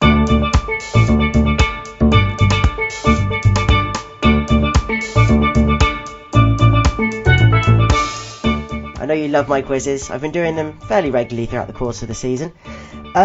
Now, you may remember, much earlier on in the podcast, whilst discussing the Burnley game, that you mentioned a very interesting stat. Which one was that, Owen? It was that Ragnar Klavan was the first ever Estonian to score in the Premier League. Absolutely right, and that got me thinking. The Premier League's had a lot of different nationality players, I think that makes sense, to have played in it and scored in it throughout the course of its history. And I thought it'd be interesting to test you, Owen, on how much you know about that, and whether or not you can tell me which countries have scored in the Premier League, which players have scored hat-tricks, and who scored the most. So I've broken this down. This is a 3-part quiz, and you'll get a score at the end out of 30. Does that sound good? Yes. Yeah, we have a total of 30 points to win to get today, and it's in 3 parts. So I'm going to do it in 3 different parts. The first part, I'm going to give you the name of a country, and you have to tell me one of 3 things: whether a player has played and scored from that country, whether a player has played but not scored from that country, or whether no player has ever played or scored in the Premier League from that country. That clear? Okay. Yes, I think so. Cool. So if I were to say to you England, you would say? No player from that country has ever played in the Premier League. No, yes. Yes, they have. Played and scored, you'd say. Played and scored is what I would say. Whereas if I was to say the moon, you would say? A lot of Emil Heskey's shots ended up there, but as far as I know, none ever came the other way. No one's ever played or scored from there? No. But of course, if somebody has played and not scored, you would say that too. Yes. Do I have to say who it was? Do I have to give an example? No. I think that could be quite tricky. If you'd like to entertain the listeners, that would be fine. But I have all the information here if needs be. Okay. Cool. Here we go. Question number one. Has a player from this country played and scored in the Premier League? Question 1. Kenya. Yes. Played and scored. And that would be? Victor Wanyama. Is correct. 1 point to you. Thank you. Number 2. Lithuania. Ooh. Played but not scored. And do you know any of the players who would have played for Lithuania? One of them was he was either goalkeeper or defender for Arsenal. Right. You say one of them. You think there might be more? I think there's either one or two. There's no more than that. Yeah. You are correct. It is played but not scored. Of course, you were thinking of Thomas Danilevicius. Yes, that is who I was thinking of. Yeah, genuinely is. And also, very recently, in fact, played very recently, Georgios Arlauskis, who's a Watford goalkeeper. Ah. So that's 2 out of 2. Correct. Number 3, Angola. Ooh. I'm going to say played and scored. Is that a guess? I reckon one's definitely played, but actually, no, hang on, Angola. Do you know who that might be that you're thinking of? Played but not scored. Played but not scored? No, played and scored. Played and scored? Yes. Is that your final answer? Yes. Do you know who it might be? No idea. Well, you were right to change your mind. It is played and scored. It is a player called Manuccio, who played for both Man United and Hull City and scored twice for the latter. Ah, yeah, of course. I thought one had played for Man United. Yeah. Yeah, signed immediately after the World Cup when Angola featured for their only time. I love it when that happens. I love it when you get random foreign players signing after World Cups because they were quite good at World Cup. I cannot wait for the influx of Panamanian players coming this August. It's going to be great, right? It is, yeah. Number 4, Comoros. Ooh, island nation in the Indian Ocean. I'm going to say played but not scored. Is incorrect, I'm afraid. No player has ever played or scored in the Premier League from Comoros. Oh, really? Nope. So I'm very sorry, but that was your first incorrect answer.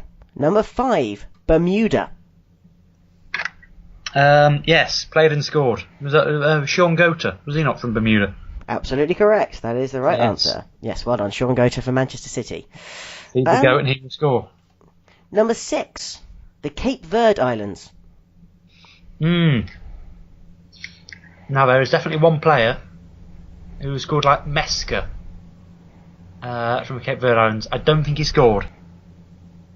It's incorrect, I'm afraid. It's played and scored. The player you were thinking of was Cabral, who played for Sunderland. That's it, yeah. He didn't score, but he did play. But a Southampton player by the name of Pele was from the from Cape Verde Islands, excuse me. And he played and scored for them in the early days of the Premier League. I should have known Cabral as well, because it's the same name as the Paralympian Natasha Baker's horse. Right. There you go. There we go. Number 7. You're doing well so far. 4 out of 6. Number 7. Mongolia. Not played, not scored. Is the correct answer. Nice and simple. Number 8. Indonesia. Oh. See, they're the 4th most populous nation on the earth, so logic should dictate that they're really good at football, but I don't think they're even members of FIFA anymore. I think they've been suspended. I'm going to say not played and not scored. That's very good thinking. You are correct. No Indonesian player has ever featured in the Premier League. Sure. Right. You're doing very well so far. Number 9. I'm enjoying this. Oman. Played, because that is Ali Al-Habsi, formerly of Wigan. But he was a goalkeeper, so I'm going to say played but not scored. And you'd be right to say that. Well done. It is Ali Al-Habsi from Bolton and Wigan, of course. Bolton, yeah, that's it. And so finally, number 10. Gibraltar. Now this is a weird one, because obviously Gibraltar weren't an official footballing nation at the time they were represented. But working backwards, you had Danny Higginbottom of Man United and a couple of other clubs. who later went on to captain Gibraltar, I think. So are we allowing that? Sort of players who were sort of Gibraltarian before Gibraltar was a recognised team? I'm looking for a player or players who have played internationally or registered internationally for a country and who have played and scored in the Premier League. Okay, then I will say played and scored for Gibraltar. And you'd be right. It was Danny Higginbottom, who, of course, registered late on due to having a grandmother from Gibraltar, and played for them. Of course, was before that an England under-21 international, but never made a senior appearance for them. So congratulations. In the first part of the quiz, you scored 8 out of 10, which is very good. That's pretty good. Pretty strong overall. So let's get to part 2. Now, we've gone from countries. This time, we're going to ask you, has this country had a player score a Premier League hat-trick? Oof. So, I'm going to give you a country, and all you have to do is tell me yes or no, has a player from that country ever scored a hat-trick in the Premier League? You ready? Are these all countries that have definitely had a player in the Premier League? Yes. Right, okay. Cool. So, tell me, has this country had a player score a Premier League hat-trick? Number 1, Nigeria. There's been some great Nigerian players down the years. I think of Kanu, JJ Okocha. I'm going to say yes. And you'd be right to say yes. In fact, they've had 4 players score hat-tricks in the Premier League. Efan Akoki, who I can't remember, but he scored the first one. Kanu, of course, you mentioned. Peter Odemwingie was a Nigerian international who scored a hat-trick. Wow. And the famous non-wanderer himself, Yakubu. Of course, I forgot he's Nigerian. Scored 4 hat-tricks in the Premier League. He's actually got one of the best goal-scoring records in the Premier League. He has, in goal per game ratio. Yeah, per capita, he was very productive. Yeah. So, yes, well done. Number 2, has this country scored a Premier League hat-trick? The United States of America. Oh, who's your man that used to be at Everton? Landon Donovan, was it? Again, there's been some good American players down the years, but I don't know if any of them were quite hat-trick worthy. Did Landon Donovan ever get a hat-trick for Everton? Oh, what's the chap from Fulham? Clint Dempsey. You know what, I'm going to go with my gut and say no. It's the wrong answer, I'm afraid. Not Landon Donovan, but Clint Dempsey, you were right. Scored a hat-trick for Fulham against Newcastle in January 2012. Bugger. Sorry about that. Number 3, Peru. Peru. It's only Nobby Solano, I think, that's played from Peru. Did he score a hat-trick? No. Your answer is no? The answer is no. It's the correct answer. Well done. Nobby Solano never scored a Premier League hat-trick. Number 4, Japan. Ooh. It's not been as many Japanese players as you might think, and I think a lot of them have been goalkeepers. So again, I'm going to say no. It's incorrect. Shinji Kagawa scored a hat-trick for Manchester United against Norwich in March 2013. Did he? Yeah, I'm afraid to say that's the wrong answer. Number 5, Ukraine. Yes. Shevchenko, surely. Shevchenko for... Chelsea, presumably. I don't know where you're getting that wrong, but that is the wrong answer, I'm afraid. Oh yeah, Shevchenko was shit for Chelsea. No Ukrainian has ever scored a Premier League hat-trick. Not even the great Andrei Voronin. So. Oh yeah, I forgot about him. Yeah. No, sadly, he's going to come up in a couple of months, isn't he? Yeah, I mean, more likely than not. So at the halfway point now, 15 out of 30, and you have got 10 correct. So you've started to lose your mojo a little bit here, but there's more points together. So let's carry on as we get to number 6 of our part 2. Has a player from this country scored a Premier League hat-trick? South Korea. Ooh, guy from Spurs. Has he scored a hat-trick? Son. Yes. It's the wrong answer, I'm afraid. He's never scored a Premier League hat-trick, and no, South Korea never has. Not even Park Ji-sung? No, I'm afraid not. Damn you, Park Ji-sung. So, number 7. Again. Ghana. Ghana. Who has there been from Ghana? Asamoah Gyan, was he Ghanaian? He wouldn't have scored a hat-trick, would he? Ghana. No. That's incorrect, I'm afraid. It's Who not was it? Asamoah Gyan. Who was the great mental goal scorer for Leeds United in the mid-90s? Oh, Tony Yeboah. Tony Yeboah, I'm afraid. Oh, of course. He scored two hat-tricks for Leeds against Ipswich in April 1995 and then Wimbledon later that year. How could I not remember something that happened when I was 3 years old? Well, I thought you would have known by now, but never mind. Number 8, Paraguay. Oh. Well, where was that Santa Cruz from? Was it Roque Santa Cruz? Played for Blackburn? Was he Paraguayan? He was good. I'm going to say yes. You're right to say yes. Well done. Roque Santa Cruz did score a hat-trick against Wigan in December 2007 for Blackburn Rovers. You're back in the game. You had 4 incorrect answers in a row there, but you've got another one right, so well done. 2 to go in this round. Getting it back. Number 9, South Africa. Trying to think of great South African strikers. I can think of a lot of South African defenders. You got Radaby, Quinton Fortune. South African strikers. Fish. I'm going to say no. You would be right to say no. No South African has ever scored a hat-trick in the Premier League. So, number 10, the final one. Has this country ever had a Premier League hat-trick? Finland. Did Jari Litmanen ever score a hat-trick for us? I don't think Litmanen did, but I reckon your man from... what was his name? Mikael Forsell. I loved him as a player. He was great. Bleached blonde hair, blue boots, fantastic. But did he score a hat-trick?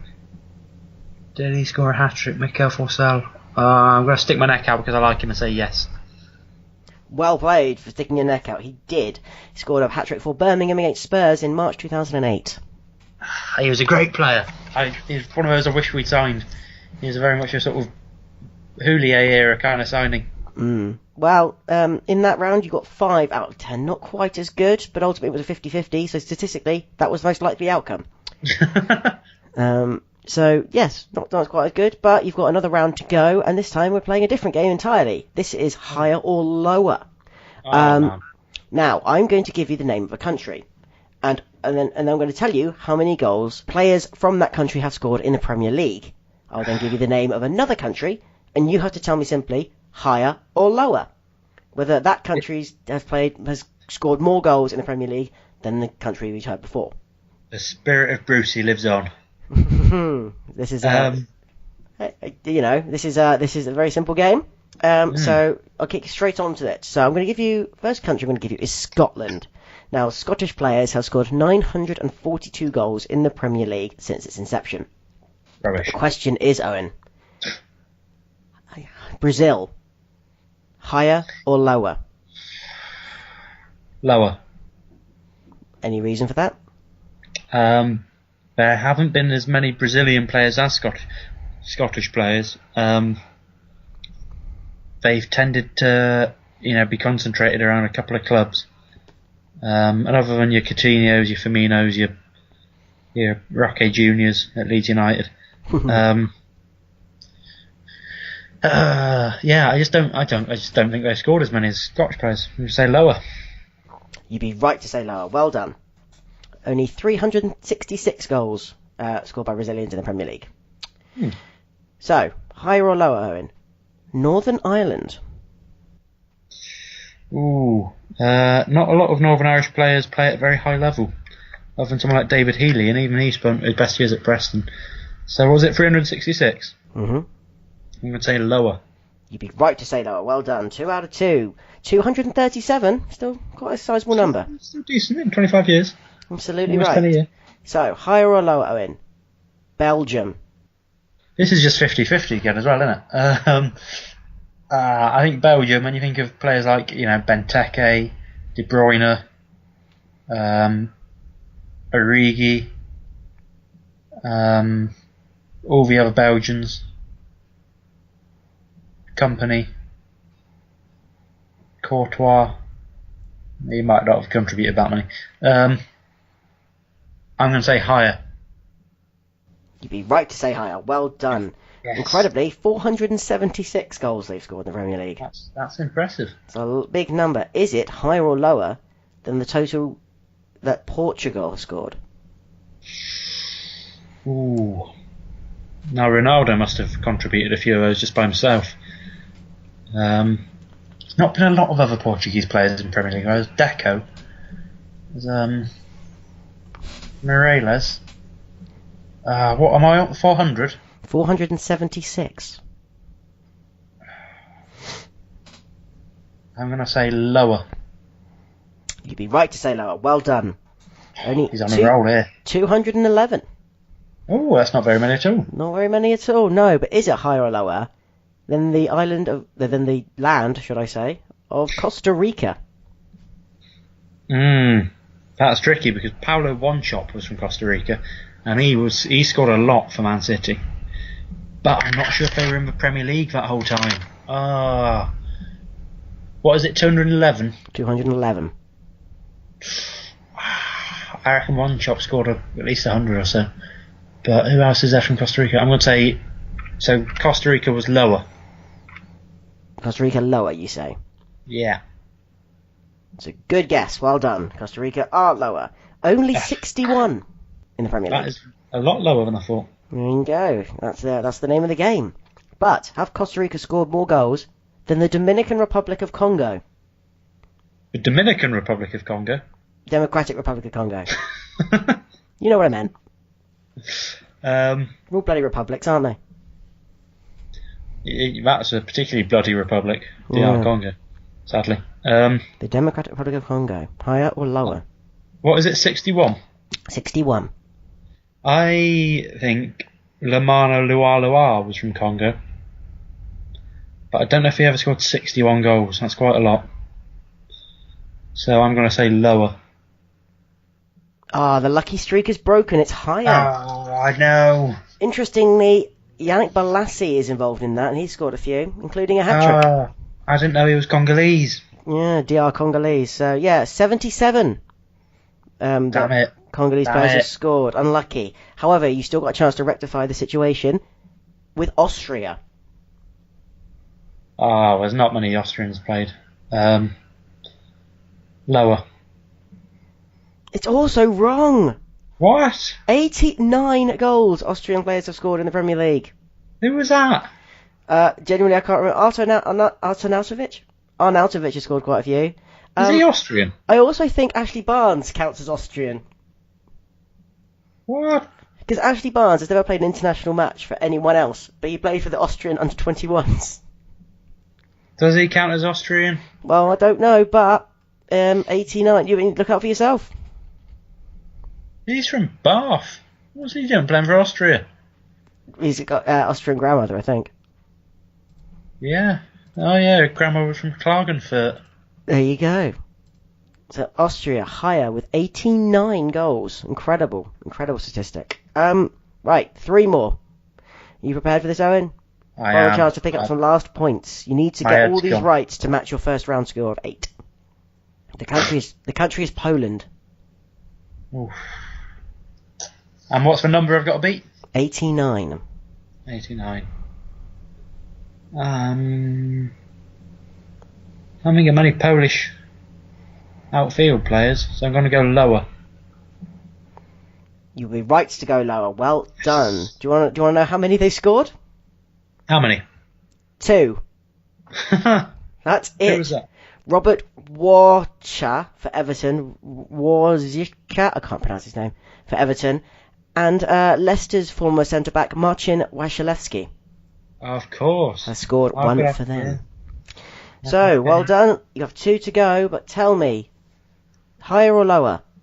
Antigua and Barbuda. Oof. I tell you what, genuinely, by complete coincidence, I was talking to my mum earlier today about a former Oxford United player called Dexter Blackstock. because we were wondering, it was when Oxford were in the lower reaches of the Football League, for them to have a player who all the big teams would be swooping in for was quite big news at local level. And I wondered what happened to that player who was everyone was raving about Oxford United all those years ago. And I'm pretty sure when I looked him up earlier, he was from Antigua, and he went to Southampton for a couple of years just before they got relegated. So I'm gonna say higher. Is that your final answer? Yes. You'd be right to say higher. Well done. Yes. Only 3 goals, though. 2 for Dexter Blackstock, as you mentioned, and 1 for Mikael Ledgerwood from Reading. Ah. So there you go. There you go. You learn something new every day. And the last one, a chance for you to make amends. You are currently on a score of 20 out of 30. 29. This will make it 21 out of 30 if you get this right. 21 is my lucky number, so, it's a good sign. There we go. So you just need to get this right. Higher or lower than 3, Owen? The country is Bolivia. Oh, for crying out loud. Bolivia.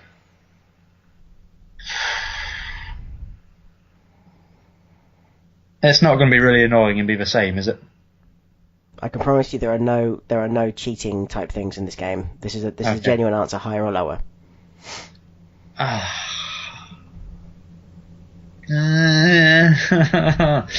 Higher. Is that your final answer? It's 50-50, isn't it? Higher, yeah. Who was it? Do you know any Bolivian players that you can think? I know there's been a couple, but I don't know who they are. It's the wrong answer, I'm afraid. Oh, In fact, no Bolivian players have ever scored in the Premier League. What? No Bolivian has ever scored in the Premier League. We've had 2. We've had Marcelo Martins Moreno, who was on loan at Wigan for 6 months, and another Moreno, Jamie Moreno, for Middlesbrough twice. And so you end with 20 out of 30, which isn't too bad. It's 2/3. Yeah, that's pretty good. 66%.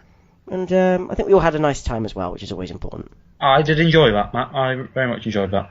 Excellent. Thank you very much. So that was after Clavan's heroics against Burnley, becoming the first Estonian to score in the Premier League. We've learned a bit more about other countries and what they've scored in the Premier League as well. So let's move on to the last feature of the month. Yes, it is name first, feature second. Oh man, I forgot how difficult this is. Basically, when we run out of features, we quickly go away and just come up with... It's this hard work thinking of some of these features, isn't it, Matt? It takes time. And yeah, certainly for one of us, Owen. Hey. Matt, Liverpool's greatest A to Z, lasted all season, I'll have you know. That's very well done. I do applaud you for that. Yeah, thank you. And Poetry Corner. That wasn't a walk in the park either. Yeah, but there's a reason we don't do Poetry Corner anymore. Because you don't have bloody hard work. Says the one who doesn't write the script or most of the features. But wrote all of the poetry. Yes, last year. Yeah, because this is an on-air meeting we're having. It's an on-air meeting. Yeah, basically, some features take longer to write than others. So we decided to do some live. So me and Matt have been away to think of some... Just think of a name. Think of a name for a feature, and then we'll swap names, and we'll make the other think of a feature to justify the name. Absolutely right. Isn't that right? Yeah, that's exactly. Hopefully then we'll have some great ideas. Like last year, we of course had If You're Happy and You Know It, Clavan's Hands, and of course Spot the Ball, which went down very well. Yeah, that's a classic. Right, so who wants to go first? Go on, you can. Right, I shall deliver you a brand new feature idea. Owen Collins, tell us about the kitchen sink. The kitchen sink. So in this feature, the Plastic Scousers will attempt to build the perfect house out of Liverpool players. So you'd have Philip Coutinho by the door, as he spent where he spent most of his season, hovering by the door. You'd have maybe Virgil van Dijk by the window, the transfer window. And you basically allocate all the different parts of the house to a particular Liverpool player and work out who would be best at installing such a part of the house. You might say that Nathaniel Klein would be would be in the bedroom because he's been lying down a lot recently, injured. Or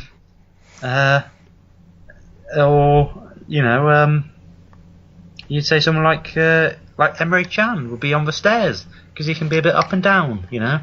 But what we really want to know is who's going to be the kitchen sink, and we'll think of all the qualities that kitchen sink represents.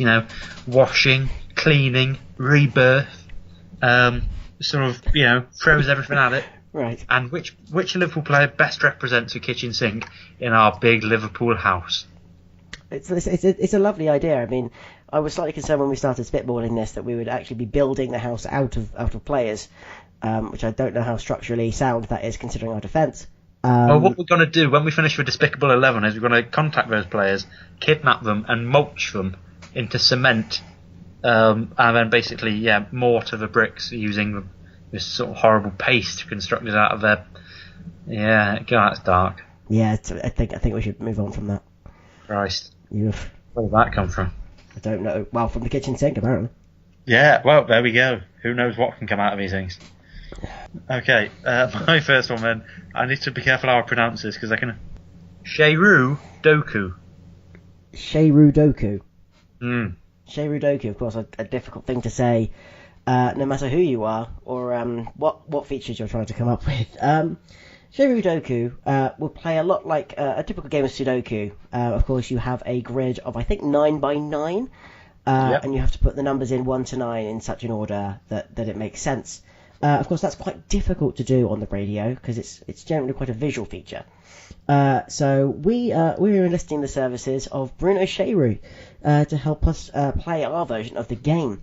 Now, of course, Bruno Sheiru is a very busy man, has a lot to do, so we'll probably have to pre-record his bits, and then we can sort of play them out as and when we need them. Pre-record his bits? Pre-record his bits, absolutely right. That's a technical term. It's a technical term, listeners.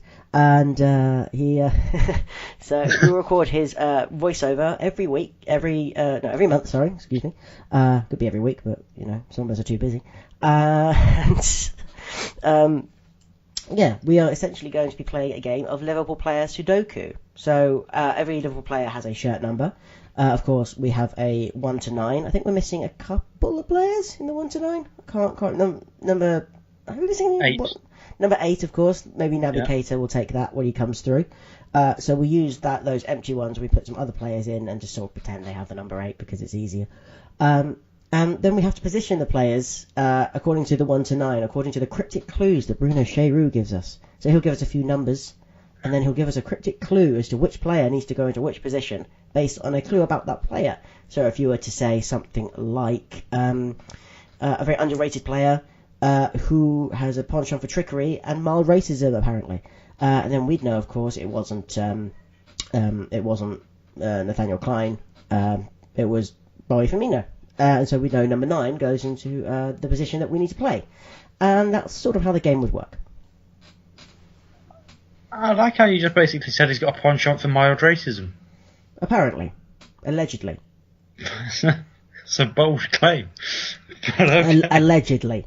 Allegedly. I like it. I think that could work. I think that could work. It's you'd have to explain it visually, but I like Bruno Sheiru being on hand to help us out. Like a sort of Carol Vorderman of French footballers. Yes, absolutely. Absolutely right. So let's move on to our next feature, Owen. Tell us about the feature Jurgen's Happy Campers. Jurgen's Happy Campers. Jurgen's Happy Campers is a sequel to a feature we did last year, Jurgen's Happy Campus, which was exploring what would happen if Jurgen Klopp opened his own university. In Jurgen's Happy Campers, we look at what would happen if Jurgen Klopp opened his own campsite, and all the pitfalls of such a venture. We would consider what entertainments Jurgen Klopp might provide to his campers. We would look at what sort of accommodation there would be, the state of the toilet block, and also consider the impact it would have on the traveller community around Anfield. Of course, a lot of gypsies in the northwest. And did you just say that? Yeah. Fair enough. And whether Jurgen Klopp would be able to keep them happy. Happy campers. Jurgen's happy campers. Furthermore, it would teach us bushcraft skills, but in a particularly Liverpool way. So similar to previous like Plastic Scousers guides to Tenerife, etc. It would be the Plastic Scousers how to start a fire and tie a knot and skin a horse, but delivered in a witty way using Liverpool players as examples. For instance, Bobby Firmino has recently been seen skinning Man City's defenders. Could he do the same to a nice piebald thoroughbred? Yes, he could. All he needs is a penknife, a lot of elbow grease, and maybe something to hang it up with, so it doesn't wriggle too much. Whereas Mo Salah would do it the halal way: slit the horse's neck, drain the blood, and just cut it up, eat it. Offering a prayer to after prayer. Yeah. That's weird. Yeah, well, Jurgen's happy campers, of course, using his glasses to create little fires, which would be helpful. Yeah, exactly. See? Yeah. You could have and so you don't get lost in the woods. You could lay like a sort of line of like white powder behind you, so you could find your way back again. Like I'm sure we could have think of a player that would do that. Allegedly. Mentioning no names. Oh dear. Okay, well, similarly then, with a theme of sort of woodland misadventure, your next feature, Matt, to describe how it works, is The Hunger James. The Hunger James. Of course, James Milner very famously has a holiday park that he occasionally came on last year to talk to us about. And after a much, slightly unsuccessful period, it's all gone a bit quiet for him, particularly in the Christmas month. And so he decides, what we do is we're going to audio document and go and journalistically investigate the new game that he's organised in his holiday park, otherwise known as the Hunger James. Now, James Milner is not particularly a fan of films, but he likes the name The Hunger James, and obviously laughed hysterically when he thought of the name being a slight pun on his. But essentially, the game boils down to this. Anyone who goes to his holiday park will wake up one morning to find all their stuff has been taken. We will investigate this and find out what's going on, and we follow around with some of the campers on the holiday park site. We then discover that actually they are all part of a big game, as is announced on a tannoy, and that there is a bunch of not so dangerous weapons, just very very gentle weapons. Nerf guns with the soft squidgy things, BB guns, but not the ones that like take your eye out. The big, the ones that are actually soft and playful. Foam swords like the ones from Minecraft. You got those like squarey ones. Yeah. And the idea is we will then follow along in our trail of people as they have to basically eliminate each other in order to be the last member standing in the Hunger James. And of course, the winner of the Hunger James gets a voucher of 20% discount to stay again at the holiday park. We will learn all about the trials and tribulations of the people there, the different characters, their stories, their lives, as they're eliminated one by one in a ruthless culling of foam and Nerf pellets. And eventually discovering who will be the eventual winner of the Hunger James and meet their inevitable prize. When you say eliminated, are we actually talking like death? Well, that is for only James to know, and the rest to find out. That is what we will learn on our adventure in the Hunger James. I like it. I'm looking forward to that, actually. Exactly, and it's with that we should look forward to the next feature we have coming up, which is it's titled "It's a Long Way to Anfield, you know." It's a long way to Anfield, you know, said in a variety of accents. And each week we will choose a different accent. So it might be one week Geordie. Well, yeah, it's a long way to Anfield, you know. Or Cornish. Long way to Anfield, you know. Or even Welsh. It's a long way to Anfield, you know, is it? And we will explore just how far from Anfield it is from the source of those accents, which obviously will be quite difficult because pinpointing exactly where those accents are coming from can be quite difficult sometimes. Some say that was Welsh, some say that was Bangalore. But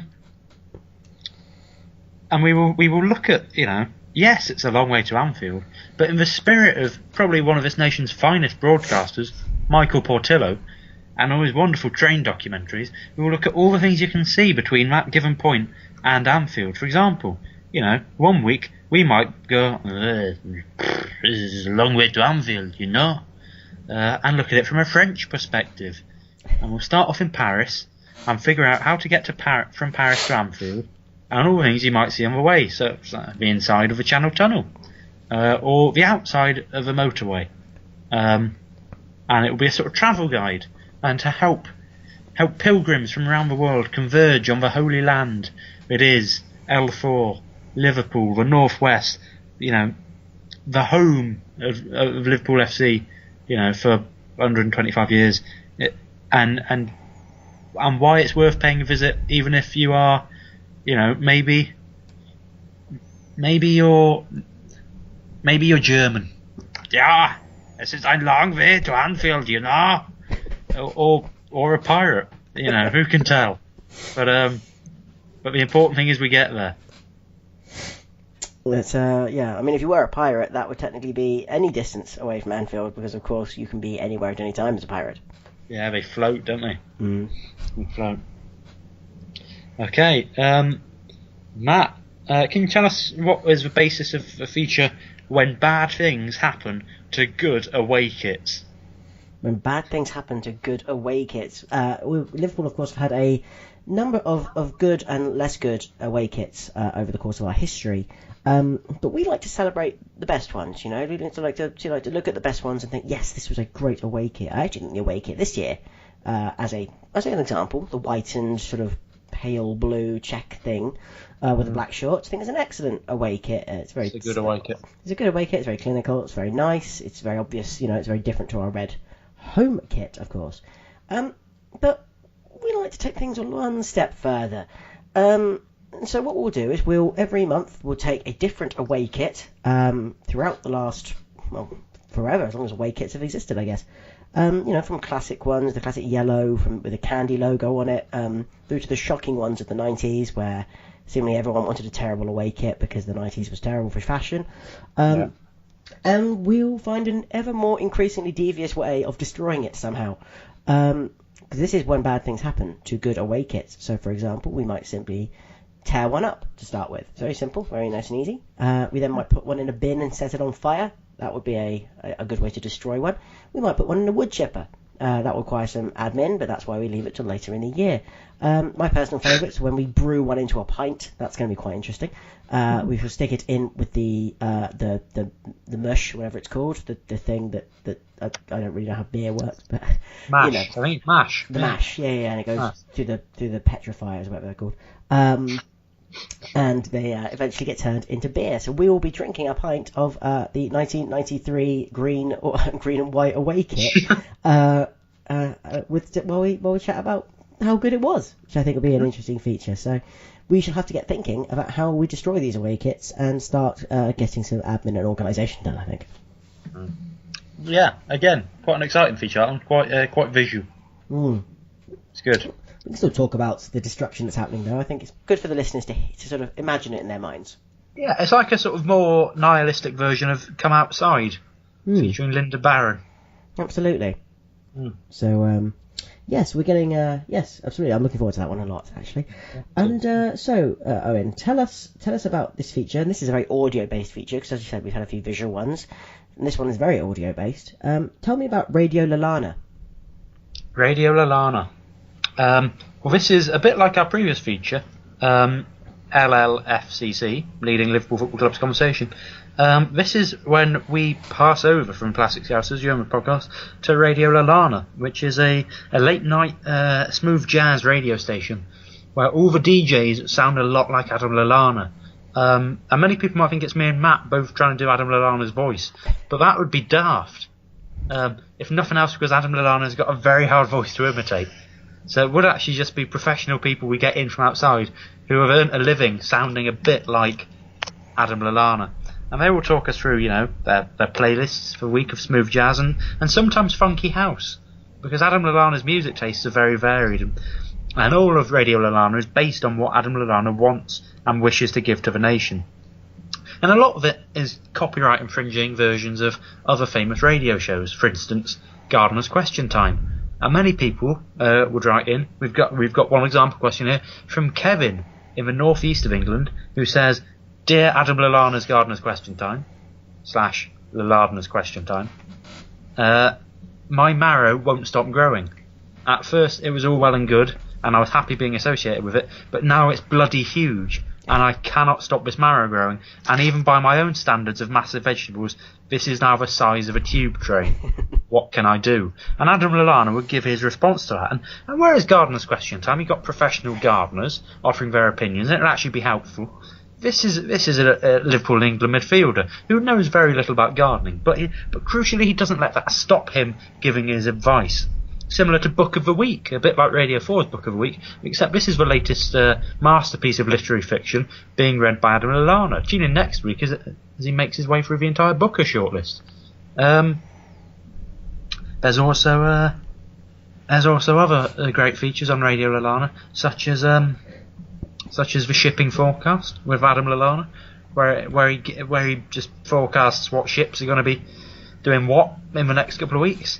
Again, Adam Lallana doesn't know much about shipping, but God loves a trier, Matt. God loves a trier, and Radio Lallana is basically a monument to one man's refusal to accept that he knows nothing about radio or broadcasting. But of course, remember, it's not Adam Lallana himself. It's his words, but being read by professional actors who are paid an awful lot of money to sound a little bit like Adam Lallana. I mean, I would tune into that. I would definitely tune into that. I really want us to do that now. That sounds excellent, yeah. Okay, 2 more. Okay, from you. From me, sorry, yes. My penultimate one. The new Robbie Fowler. The new Robbie Fowler, question mark. Who put that on the teleprompter? Exactly. I'm glad you heard the question mark on the end.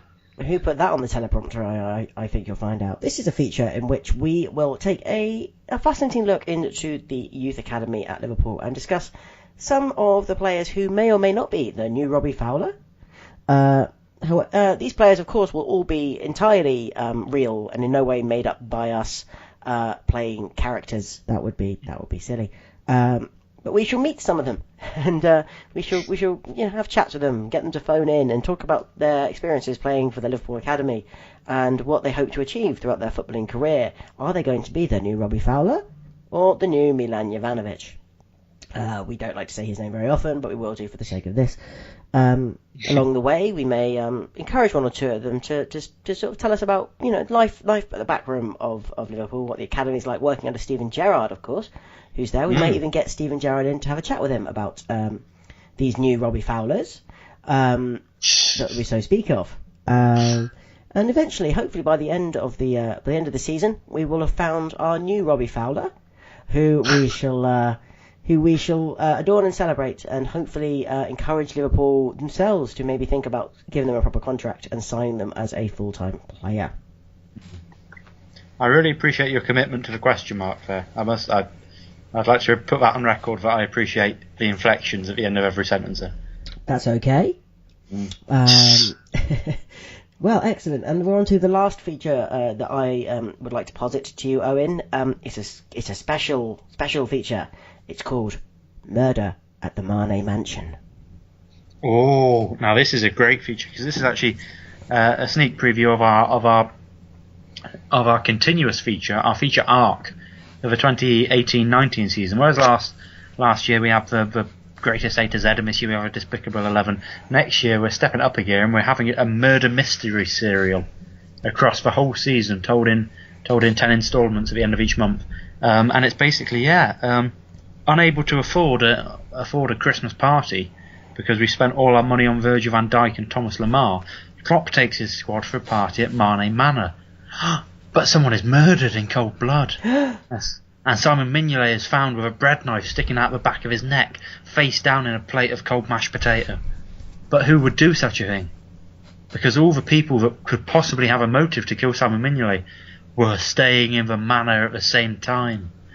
And it being a cold and snowy night in the northwest of England, where there's lots of gypsies, the manor, which is irrelevant. Totally unnecessary. edition.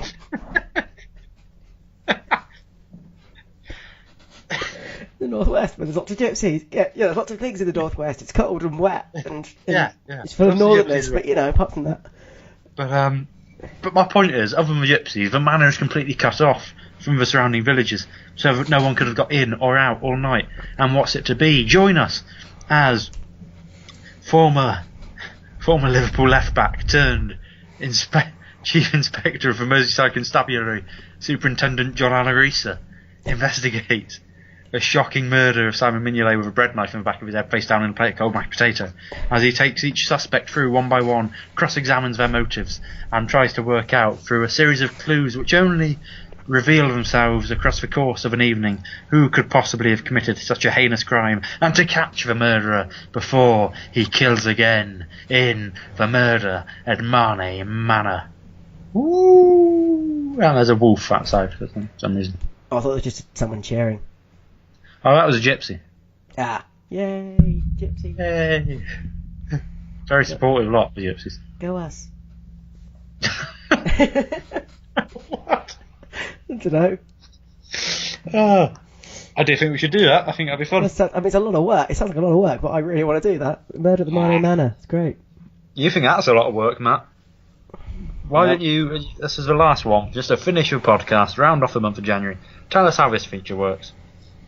What is under Andy Robertson's foot?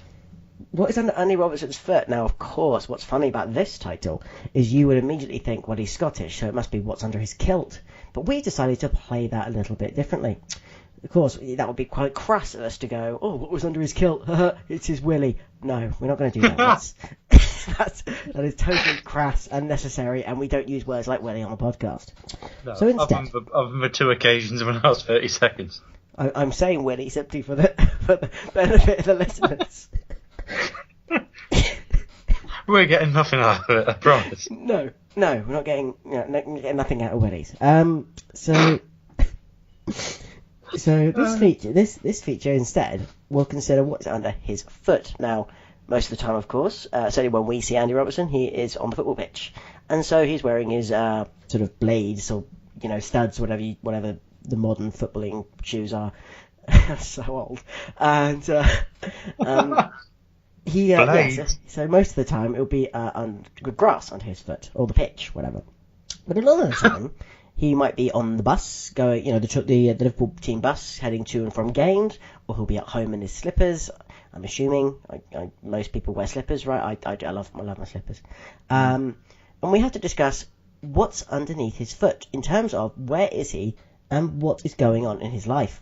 We want to chart Andy Robertson's rise from being obscure, can't get a game despite having an idiot in front of him in the pecking order at Anfield by Alberto Moreno, from that relative obscurity to being the greatest Scottish player of all time ever.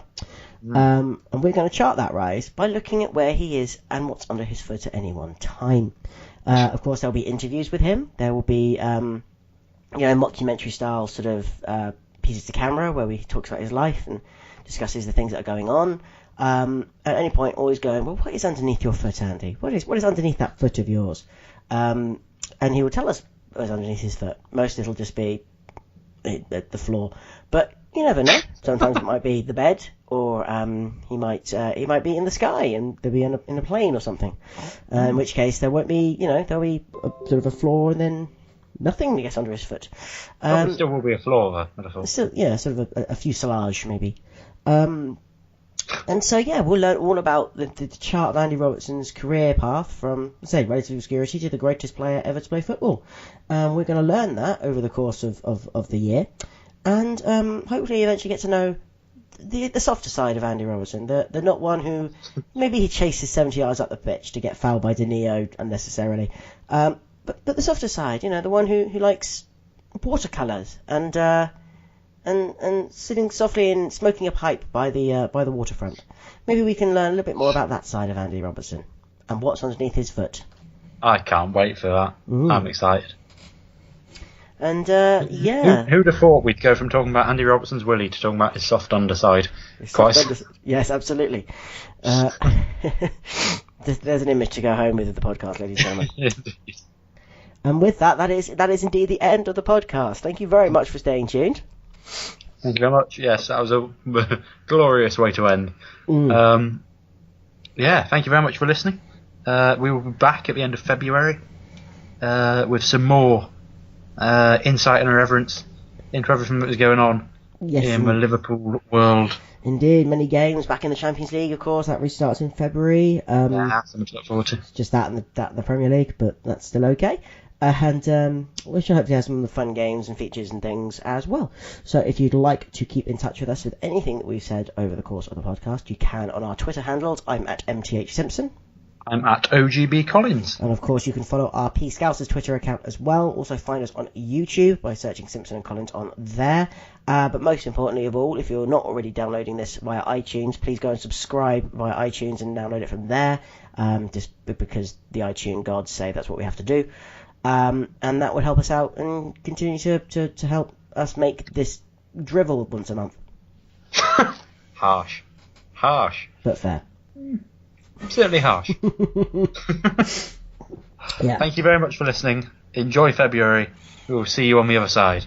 Yay! Gypsies! Oh, I am a Liverpudlian, and I come from the Spion Cup. I love to sing, I love to shout, I get thrown out quite a lot. We support the team that's dressed in red. It's a team that you all know. It's a team that we call Liverpool, and to glory we will go. We've won, believe we've won.